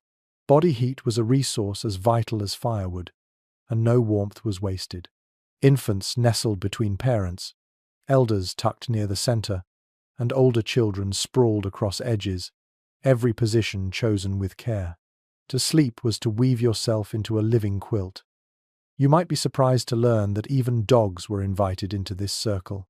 Their thick coats radiated heat, and their loyalty added another layer of security. Oral traditions describe children curling against dogs, as though they were additional siblings, both protector and pillow. Imagine the coarse fur tickling your cheek, the dog's steady breathing syncing with your own as sleep pulled you under. Scholars still debate how these arrangements shifted across tribes and regions. Some argue that lodges maintained strict divisions by gender or age, even in sleep. Others point to more flexible arrangements, where survival trumped structure. The diversity leaves a wide picture, but the common thread is clear: the cold was never faced alone. The sensory richness of this communal bed is overwhelming. You feel the press of shoulders, the brush of hair against your skin. The hides grow heavy as more bodies tug them tighter. The air is warm but thick, filled with mingled scents of smoke, sweat and fur. When someone shifts, the whole bundle moves. When someone sighs, the sound ripples through the group like a wave. Oddly enough, some visitors noted that this closeness led to a kind of synchronized slumber. The breathing of one person set the rhythm, others followed, and soon the entire lodge rose and fell together, a single organism at rest. Picture that, dozens of lungs moving in harmony, as though the family itself were one body dreaming a collective dream. Imagine yourself there now, pressed into the warmth of kin. Your toes brush against someone's legs. Your back rests against a cousin's chest. The fire's glow flickers, but it no longer matters. The warmth here is human, immediate, unyielding. You cannot turn without waking someone, but you don't mind. Safety outweighs space. Comfort outweighs privacy. Ethnographers suggest this communal rest had psychological benefits too. Children grew up knowing their family's presence not only in daylight, but in every breath of the night. Elders found reassurance in the contact of younger kin. Even in dreams, people carried the sense of belonging, a memory of warmth that lingered after waking. So when you think of winter nights in these camps, do not picture solitary sleepers. Picture clusters of warmth, bodies layered like furs, breaths mingling, hearts beating steady. The cold world outside was vast and merciless, but inside, families became each other's blankets, and in that unity, sleep was possible. Communal rest was more than a strategy. It was a philosophy, an understanding that survival itself was shared. No one endured alone. And as the night deepened, that lesson was pressed into every rib and heartbeat, binding people together in warmth that no winter could steal. The lodge has grown so quiet now that even the fire seems reluctant to crackle. Only the faint glow of embers pulses, casting a red heartbeat across the walls. Outside, the snow lies deep, the world wrapped in silence. Inside, Every body is stilled, every breath softened. You can feel the weight of the hides pressing down, the closeness of kin beside you, the faint musk of fur and smoke clinging to the air. It is the deepest hour of night, when exhaustion folds everyone into the gentlest surrender. Archaeological evidence and oral testimony alike remind us that these winter camps endured not by accident, but by the relentless practice of resilience. Each detail you followed: the hides, the snow walls, the lamps, the herbs, the cradleboards, the songs, was part of a system honed across centuries. None of it was excess. Every choice had purpose, every ritual carried weight. To sleep here was to rest inside a collective memory of ingenuity. One lesser-known detail is how mourning itself was treated with reverence after such nights.